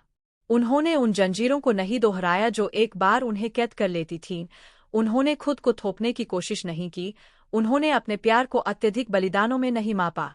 मैंने उन्हें फर्श पर उनके साथ खेलते, उन्हें सोते समय कहानियां सुनाते, धैर्य के साथ नाश्ता तैयार करते देखा, और इनमें से प्रत्येक संकेत ने पुष्टि की कि जो रास्ता अपनाया गया वह सार्थक था, कि मैंने जो त्याग किया वह व्यर्थ नहीं था, कि मैंने जो निर्णय लिए उन्होंने बीज बोए जो अब प्यार करने के अपने तरीके में विकसित हुए। क्लारा एक शांत, विवेकशील, दृढ़ स्तंभ बनी रही। मेरे जीवन में आपकी उपस्थिति एक ठंडी हवा की तरह थी, एक नरम धुन की तरह जो खुद को थोपे बिना साथ चलती है। हमें एक दूसरे को समझने के लिए बड़ी बातचीत की जरूरत नहीं थी, हमें बस एक दूसरे को देखने की जरूरत थी, चुप्पी साझा करने की जरूरत थी, यह जानना था कि आक्रमण किए बिना कैसे मौजूद रहना है। जब उन्होंने मुझे अपने घर में आमंत्रित किया तो मुझे इसका हिस्सा महसूस हुआ, दायित्व से नहीं, प्रतिबद्धता से नहीं, बल्कि इसलिए क्योंकि उन्होंने सच्चे प्यार से, सच्ची कृतज्ञता से मेरे लिए जगह बनाई। और मैंने उसी गर्मजोशी, उस परिपक्व कोमलता के साथ जवाब दिया जो तभी आती है जब हम बदले में कुछ उम्मीद करना बंद कर देते हैं। दोपहरें मेरी पेंटिंग्स, मेरी किताबें, मेरी एकांत सैर के लिए समर्पित रहीं। प्रत्येक नई पेंटिंग इस बात का प्रमाण थी कि मैंने क्या महसूस किया, मैंने क्या संसाधित किया, मुझे क्या याद रहा। मुझे उन रंगों के साथ प्रयोग करना पसंद था जो पहले मुझे अजीब लगते थे, उन तकनीकों का परीक्षण करना जिन्हें मैंने कभी तलाशने की हिम्मत नहीं की थी, पूर्णता की तलाश किए बिना खुद को भावनाओं में बह जाने देना पसंद था। मेरा अपार्टमेंट इन कार्यों से भर रहा था, और हर बार जब कोई मुझसे मिलने आता था तो उन्हें दीवारों पर न केवल छवियां मिलती थीं, बल्कि मेरी आत्मा के टुकड़े भी बेशर्मी से उजागर होते थे। मुझे यह सोचना अच्छा लगा कि ये रचनाएं मेरी मूक विरासत थीं, मैं यहाँ हूँ, यह मैं हूँ, कहने का मेरा तरीका। एक दोपहर, डेस्क की दराजें व्यवस्थित करते समय, मुझे जूलियानो की लिखावट वाला एक बंद लिफाफा मिला। मैंने इसे कुछ क्षणों तक देखा, लेकिन यह तय नहीं कर पाया कि मुझे इसे खोलना चाहिए या नहीं। आखिरकार, मैंने यह कर दिखाया। यह एक पत्र था जो उसने मरने से पहले लिखा था, जिसे डेविड को सौंपा गया था कि अगर वह उन शब्दों को व्यक्तिगत रूप से कहने में कभी सक्षम न हो तो मुझे दे दे। मैंने इसे धीरे धीरे पढ़ा, बिना जल्दबाजी किए, प्रत्येक वाक्य को बिना किसी प्रतिरोध के मेरे अंदर से गुजरने दिया। उसने मुझे अपनी गलतियों, अपनी भूलों, अपनी कायरता के बारे में बताया। मैंने पहचाना कि मैं उसकी योग्यता के अनुसार मुझसे प्यार करने में असमर्थ था, उसका स्वार्थ था, उस चीज को खोने का डर था जिसकी उसने वास्तव में कभी परवाह नहीं की थी।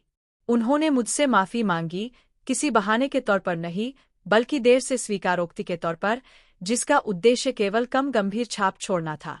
जब मैंने पढ़ना खत्म किया तो मैं रोया नहीं। मुझे एक सौम्य शांति, एक प्रकार की शांत राहत महसूस हुई। मुझे इन बहानों की जरूरत नहीं थी, मुझे मुक्ति की उम्मीद नहीं थी, लेकिन मैंने इस भाव की सराहना की क्योंकि इससे पुष्टि हुई कि किसी तरह जूलियानो ने भी देर से ही सही अपनी आंतरिक यात्रा की थी। मैंने पत्र को सावधानी से मोड़ा और अपनी एक नोटबुक के पन्नों के बीच रख दिया, एक दर्दनाक अनुस्मारक के रूप में नहीं, बल्कि एक गवाही के रूप में कि हर कहानी, यहाँ तक कि आहत करने वाली भी, बंद करने लायक है। अगले सप्ताह उस शांति के साथ बीते जो तभी आती है जब कोई बकाया बिल न हो, जब कोई फंसे हुए शब्द न हो, जब कोई खुले खाव न हो। मेरे जीवन ने अपनी चुनी हुई लय का पालन किया। पेंटिंग कक्षाएं, दोस्तों के साथ नाश्ता, पोते पोतियों से मुलाकात, किताब या पुरानी फिल्म के साथ शांत शामें। हर दिन मैंने दोहराया कि मुझे पूर्ण महसूस करने के लिए और अधिक की आवश्यकता नहीं है, कि जिस प्यार की मैं तलाश कर रहा था वह अब बाहर से नहीं आता है, कि यह अब अन्य लोगों की मान्यता पर निर्भर नहीं है, कि यह अब अन्य लोगों की नज़र में मापा नहीं जाता है। प्रेम अब अपना स्वयं का स्थान था, यह शांति, यह स्वतंत्रता। डेवी और क्लारा ने एक साथ मिलकर एक परियोजना शुरू करने का फैसला किया, पड़ोस में एक छोटी किताब की दुकान कैफे खोलना।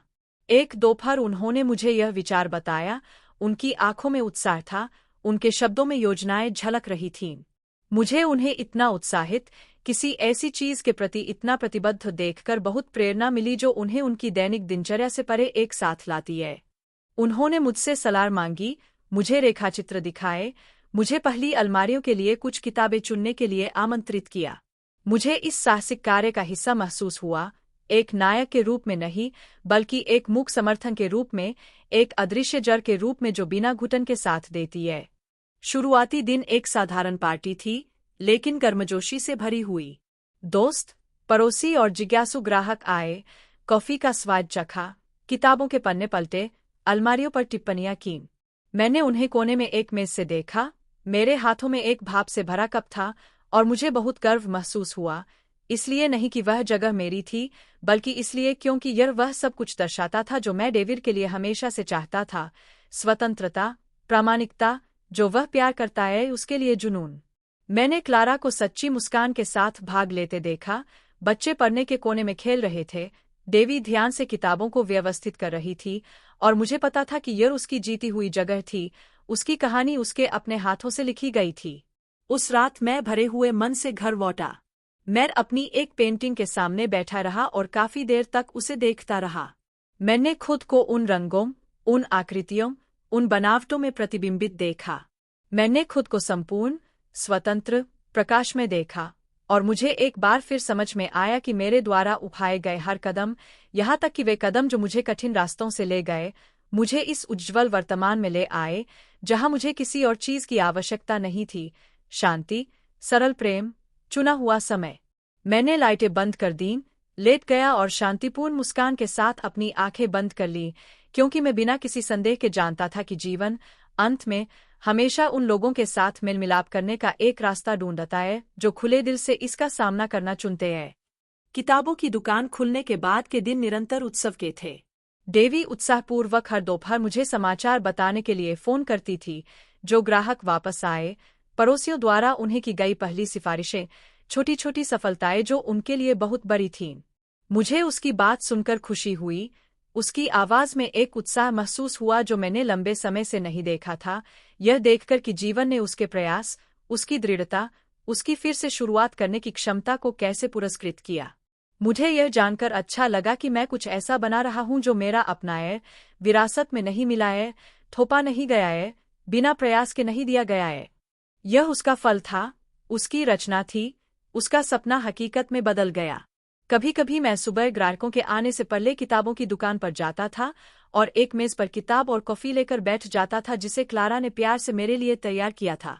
मैंने चारों ओर देखा और घर जैसा महसूस किया, भले ही यह मेरी जगह नहीं थी।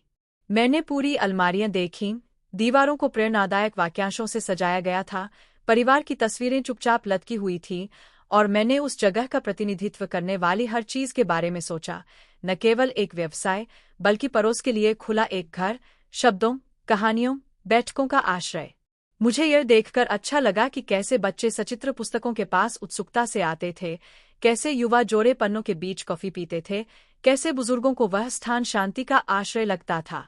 और इनमें से प्रत्येक दृश्य में मुझे लगा कि किसी तरह मेरी कहानी भी वहाँ थी, अदृश्य लेकिन मौजूद, एक जड़ की तरह जो बिना देखे ही सहारा देती है।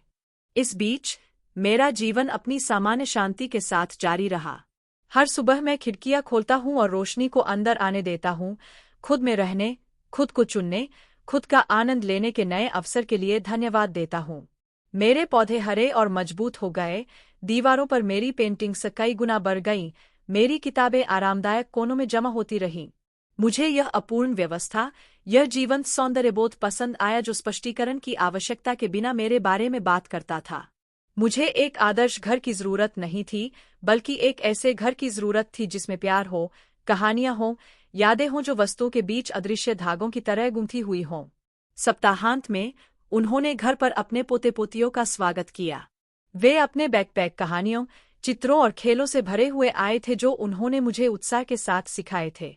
मैं उनके साथ फर्श पर बैठ गया, अपने शरीर को उसके भूले हुए लचीलेपन को याद करने दिया, बचपन जैसी आज़ादी के साथ हंसते हुए। हमने तकिया महल बनाने, ड्रैगन और परियों के बारे में कहानियां बनाने, काल्पनिक दुनिया की खोज करने में खेला जहां कुछ भी संभव था। और उन क्षणों में मुझे इतनी शुद्ध, इतनी स्पष्ट खुशी महसूस हुई कि मेरे लिए यह कल्पना करना कठिन था कि मैंने कभी विश्वास किया था कि मेरा समय पहले ही बीत चुका है। डेवी और क्लारा ने रसोई से मुझे देखा, एक दूसरे से नजरें मिलाते हुए, यह जानते हुए कि उनके बच्चे प्यार, सम्मान और कोमलता से घिरे हुए बड़े हो रहे थे। उन्होंने मुझे हर भाव के लिए धन्यवाद दिया, लेकिन मुझे उन शब्दों की जरूरत नहीं थी। वह जानता था कि उसने जो कुछ भी अर्पित किया वह हृदय से आया, बिना कर्तव्यों के, बिना बोझ के, बिना अनिवार्य बलिदानों के। इस बार मैंने स्वतंत्रता से, प्रचुरता से, खुद को खोए बिना देने की संभावना से प्यार करना चुना। एक दिन क्लारा ने प्रस्ताव रखा कि मैं किताबों की दुकान पर एक रचनात्मक लेखन कार्यशाला में भाग लूं। पहले तो मुझे झिझक हुई, मैंने सोचा कि यह युवा लोगों के लिए कुछ है जिसे सीखने का मेरा समय पहले ही बीत चुका है। लेकिन उसने उस दृढ़ मिठास के साथ जोर दिया जो उसकी विशेषता थी, और मैंने अंततः उसे स्वीकार कर लिया। पहली कक्षा एक रहस्योद्घाटन थी। अन्य लोगों की आवाजें सुनना, कहानियां साझा करना, यह पता लगाना कि शब्द पुल हो सकते हैं, न कि केवल दीवारें। मेरे लिए एक ऐसा दरवाज़ा खुला जिसके बारे में मुझे नहीं पता था कि वह बंद है। मैंने संक्षिप्त कहानियां लिखना शुरू किया, कल्पना के रूप में छिपी छोटी छोटी यादें, मेरी कहानी के टुकड़े जो पात्रों में, दृश्यों में, आविष्कृत परिदृश्यों में आकार लेते थे, लेकिन सच्चाई से भरे हुए थे। प्रत्येक सप्ताह मैं कार्यशाला का इंतजार करता था। मुझे कुछ नया, एक रचनात्मक समुदाय का हिस्सा महसूस हुआ, जहां उम्र कोई मायने नहीं रखती थी, जहां केवल शब्दों की ईमानदारी, बताने का साहस, सुनने की उदारता मायने रखती थी। क्लारा ने मुझे बताया कि मेरे ग्रंथों में एक विशेष गहराई थी, उनकी अपनी एक रोशनी थी जो उन्हें पढ़ने वालों को छू जाती थी। एलेना की यात्रा, उस ज्ञान में एक विलक्षण गर्मजोशी थी जो केवल जीवित वर्ष ही दे सकते हैं। जैसे ही वह मुस्कुराया, उसने उस हर चीज पर विचार किया जो इतने लंबे समय से चुप थी और जो अब उन पन्नों के माध्यम से प्रकट हो गई थी, सरल लेकिन सच। कभी कभी मैं अपनी पेंटिंग्स के सामने बैठ जाता और सोचता कि मैं वहां कैसे पहुंच गया। यह अनिश्चितता का नहीं, आश्चर्य का प्रश्न था। पीछे मुड़कर देखने पर मैंने देखा कि वर्षों का समर्पण, अथार बलिदान, त्याग मेरे कंधों पर पत्थरों की तरह जमा हो गए थे।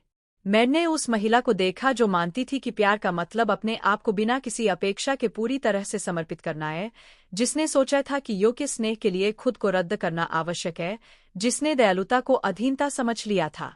और अब उसने इस नई एलेना के बारे में सोचा जो मना करना जानती थी, जो जानती थी कि क्या पेश करना है और क्या संरक्षित करना है, उसका चयन कैसे करना है, जो समझती थी कि खुद की देखभाल करना स्वार्थ नहीं है, बल्कि आत्मधार्मिकता है।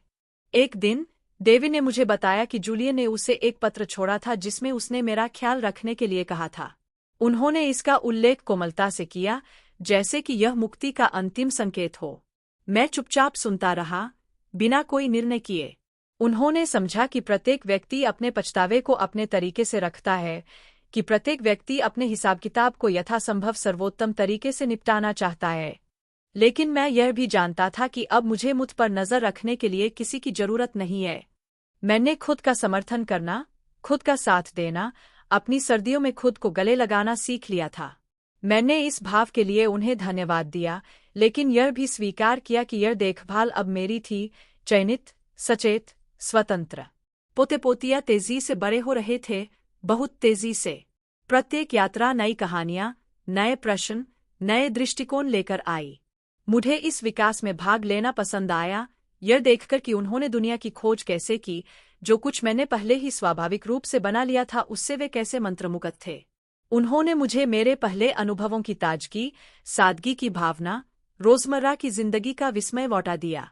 और इनमें से प्रत्येक लुक में मुझे प्यार, कृतज्ञता, आशा से जीना जारी रखने का एक और कारण मिला।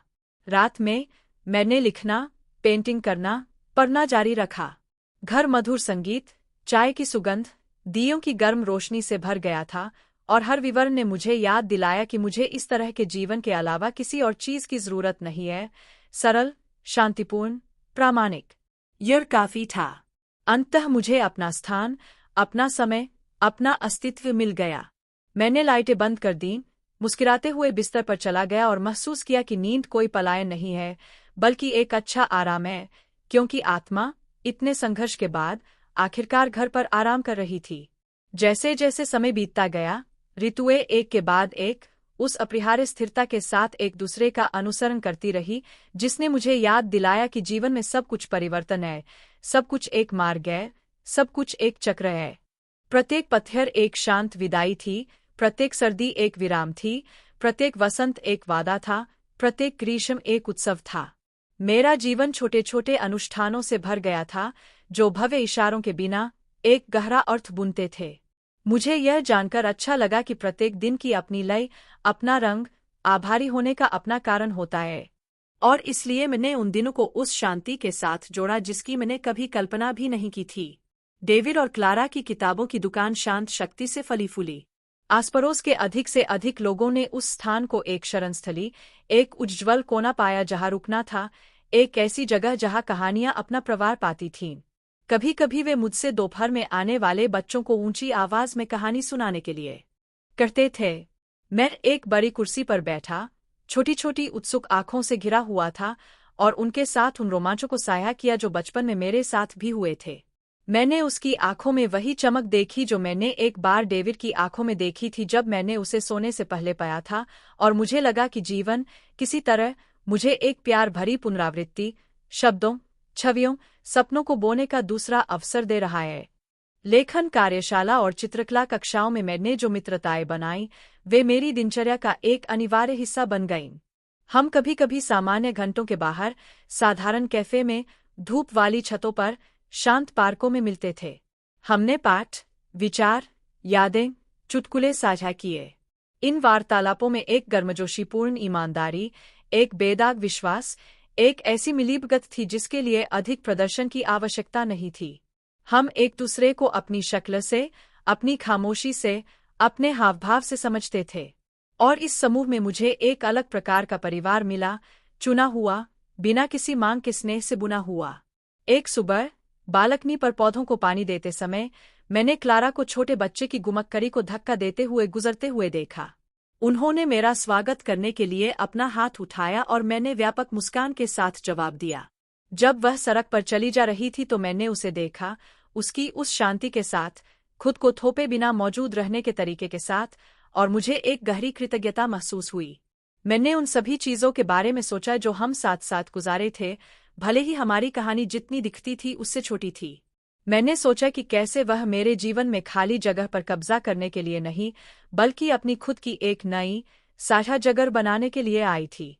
और मैं समझ गया कि कभी कभी सबसे सच्चे बंधन खून से पैदा हुए बंधन नहीं होते हैं, बल्कि वे होते हैं जो चुने जाते हैं, जो परस्पर सम्मान, विवेकशील स्नेह, छोटे लेकिन महत्वपूर्ण कार्यों से बनते हैं। डेविड दोपहर को किताबों की दुकान के लिए नई किताबों का एक बक्सा लेकर पहुंचा। उन्होंने मुझसे उन्हें सूचीबद्ध करने में मदद मांगी और हमने घंटों मेरी मेज पर बैठकर शीर्षकों की समीक्षा करते हुए, पिछले कवर पढ़ते हुए, लेखकों पर टिप्पणी करते हुए बिताए। मुझे उनके प्रोजेक्ट का हिस्सा महसूस हुआ, लेकिन दायित्व से नहीं, बल्कि अनुसरण करने की सरल खुशी से। मैंने उनकी आंखों में किसी ऐसे व्यक्ति की चमक देखी जिसने अपना रास्ता खोज लिया, किसी ऐसे व्यक्ति की शांति देखी जो अब अन्य लोगों की अपेक्षाओं को पूरा नहीं करना चाहता, किसी ऐसे व्यक्ति की ताकत जो जानता है कि वे कौन है और क्या चाहते हैं। और मुझे यह जानकर बहुत खुशी हुई कि मैं बिना स्पष्ट शब्दों के प्रामाणिकता के महत्व, स्वयं के प्रति सच्चे जीवन जीने की सुंदरता, उसे बताने में कामयाब रहा। उस रात, जैसा कि मैंने अपनी नोटबुक में लिखा था, मुझे याद आया कि पहली बार मैंने इस तरह का जीवन जीने का सपना देखा था। न कोई विलासिता, न कोई शानदार सफलता, न कोई अप्राप्यपूर्णता, बस यह शांति, यह संतुलन, यह मेरा अपना स्थान जहां मैं हर कदम, हर चुप्पी, हर शब्द तय कर सकूं। मैंने उस समय के बारे में सोचा जब मैंने अपनी इच्छाओं को स्थगित कर दिया था, अपनी राय वापस ले ली थी, दूसरों के सपनों के लिए अपने सपनों का बलिदान दे दिया था। मुझे इसका अफसोस नहीं था। मैं जानता था कि प्रत्येक त्याग पथ का हिस्सा था, दान का प्रत्येक कार्य भी मुझे सिखाता था। लेकिन मैं यह जानने के लिए आभारी हूं कि आखिरकार मैं भी खुद को चुनने, खुद को प्राथमिकता देने, अपना ख्याल रखने का हकदार हूं। पोते पोतियां बचपन की उस आश्चर्यजनक गति से बढ़ते रहे। जब भी वे मेरे घर आए, उन्होंने मेरी चीजों में कुछ नया पाया। एक पेंटिंग जिस पर उन्होंने पहले ध्यान नहीं दिया था, एक फूल वाला पौधा, चित्रों से भरी एक नोटबुक। मैं उसकी जिज्ञासा, उसकी आश्चर्यचकित करने की क्षमता, दुनिया को समझने की उसकी इच्छा देखकर मंत्रमुग्ध हो गया था। उन्होंने मुझसे सवाल पूछे, मुझसे भविष्य का आविष्कार करने का वादा किया, मुझे उस तीव्रता से गले लगाया जो केवल उन बच्चों के पास होती है जो बिना माप के प्यार करते हैं। और उनमें से प्रत्येक आलिंगन एक संकेत था, एक अनुस्मारक की सच्चा प्यार मांग नहीं करता, शर्त नहीं लगाता, याचना नहीं करता। डेविड और क्लारा ने मुझे एक ग्रामीण घर में उनके साथ कुछ दिन बिताने के लिए आमंत्रित किया जिसे उन्होंने आराम करने के लिए किराए पर लिया था। मैंने सहर्ष स्वीकार कर लिया, और वह यात्रा सरल लेकिन यादगार क्षणों का एक संग्रह थी। हरी पगडंडियों पर चलना, दोपहर में पैर के नीचे पड़ना, सितारों की रातें और सन्नाटा। मुझे उन्हें उस माहौल में देखना अच्छा लगा, आराम से, खुश, धरती से जुड़ा हुआ, शांति के साथ, जरूरी चीजों के साथ।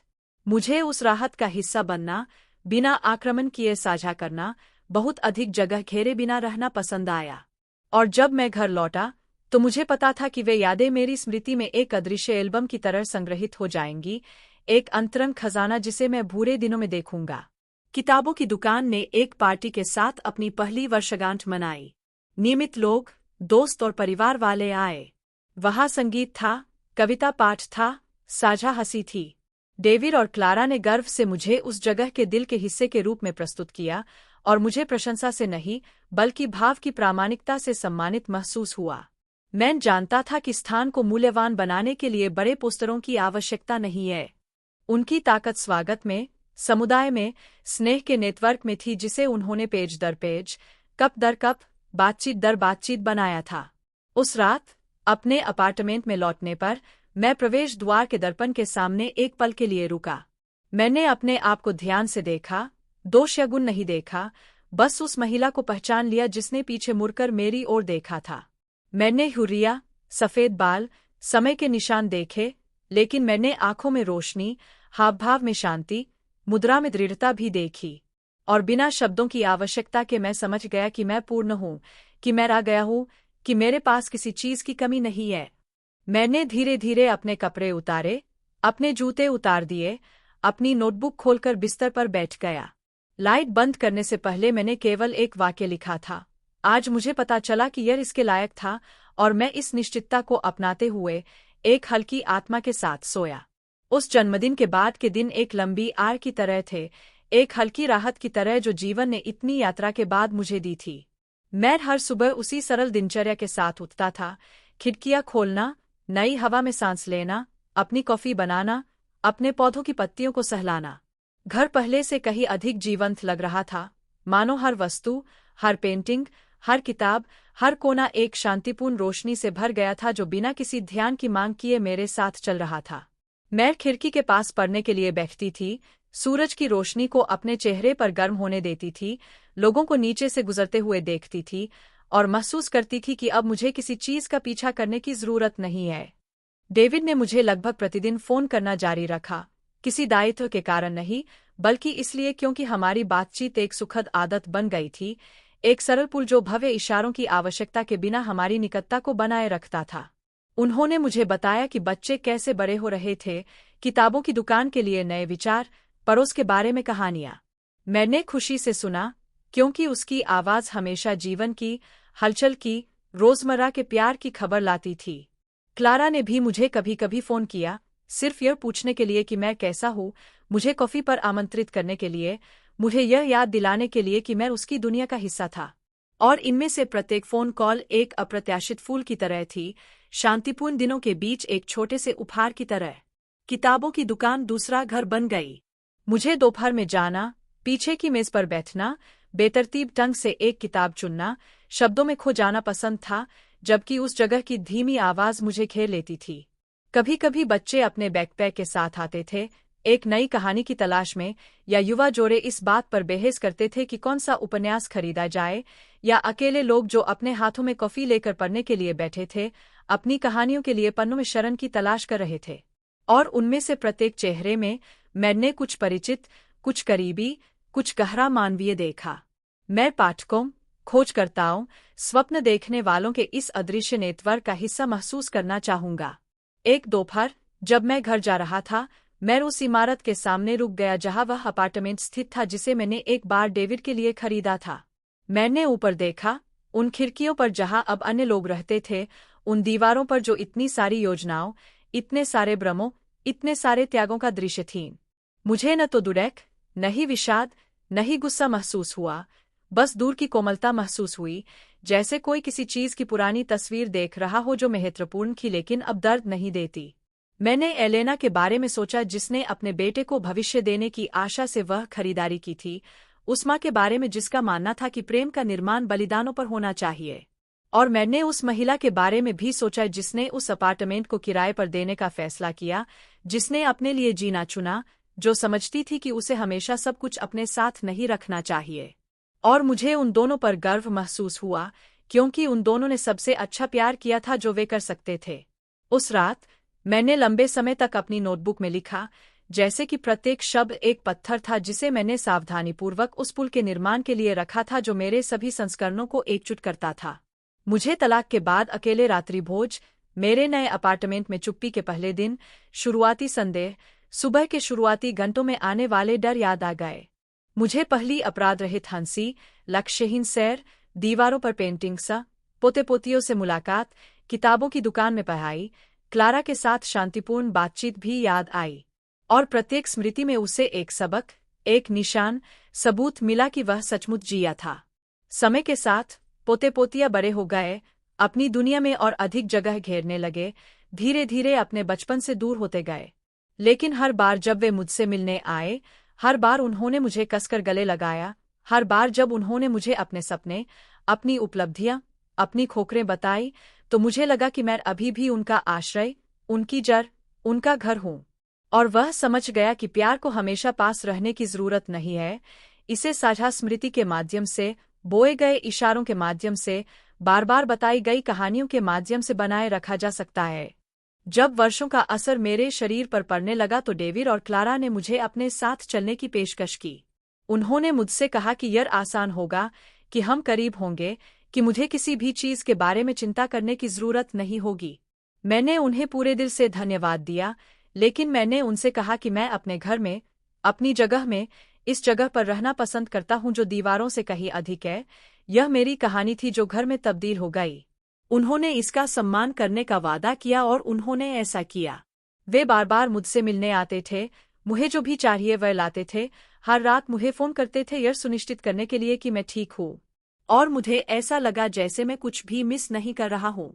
एक सुबह बालकनी पर पौधों को पानी देते समय मैंने देखा कि मौसम के पहले फूल खिलने लगे हैं। मैं बहुत देर तक उन्हें देखता रहा, एक अप्रत्याशित भावना, कृतज्ञता, शांति, परिपूर्णता का मिश्रण महसूस कर रहा था। मैंने उन सभी चीजों के बारे में सोचा जो मैंने अनुभव की थी, जिन चीजों पर मैंने काबू पाया था, उन सभी चीजों के बारे में सोचा था जिन्हें मैंने जाने दिया था। और मैं जानता था, इसे जोर से कहने की जरूरत के बिना, कि मैं पूर्ण था, कि मैंने प्यार किया था, कि मैंने सीखा था, कि मैंने चुना था, कि मेरा जीवन, अपनी सभी छायाओं और अपनी सभी रोशनी के साथ, इसके लायक था। उस रात मैंने अपनी नोटबुक में अपना आखिरी पृष्ठ लिखा, इसलिए नहीं कि मेरे पास कहने के लिए कुछ नहीं बचा था, बल्कि इसलिए क्योंकि मुझे लगा कि सब कुछ पहले ही कहा जा चुका था, सब कुछ अपनी जगह पर था, हर चीज को अपनी जगह मिल गई थी। मैंने नोटबुक बंद कर दी, उसे अपनी पसंदीदा किताबों के बगल में शेल्फ पर रख दिया, और गर्म चाय का कप लेकर एक बार फिर खिड़की के पास बैठ गया, और एक एक करके शहर की रोशनी को देखता रहा। और मैं शांत निश्चितता के साथ जानता था कि मुझे किसी और चीज की जरूरत नहीं है, क्योंकि मैं आ गया था, क्योंकि मैं आजाद था, क्योंकि मैं अपना था। मैंने लाइटें बंद कर दी, गहरी सांस ली और रात को अपने आगोश में ले लिया, यह जानते हुए कि रास्ता खूबसूरत था, कठिन हिस्सों में भी, और अंत में एकमात्र चीज जो बची थी वह थी खुद के प्रति सच्चे रहने की शांति।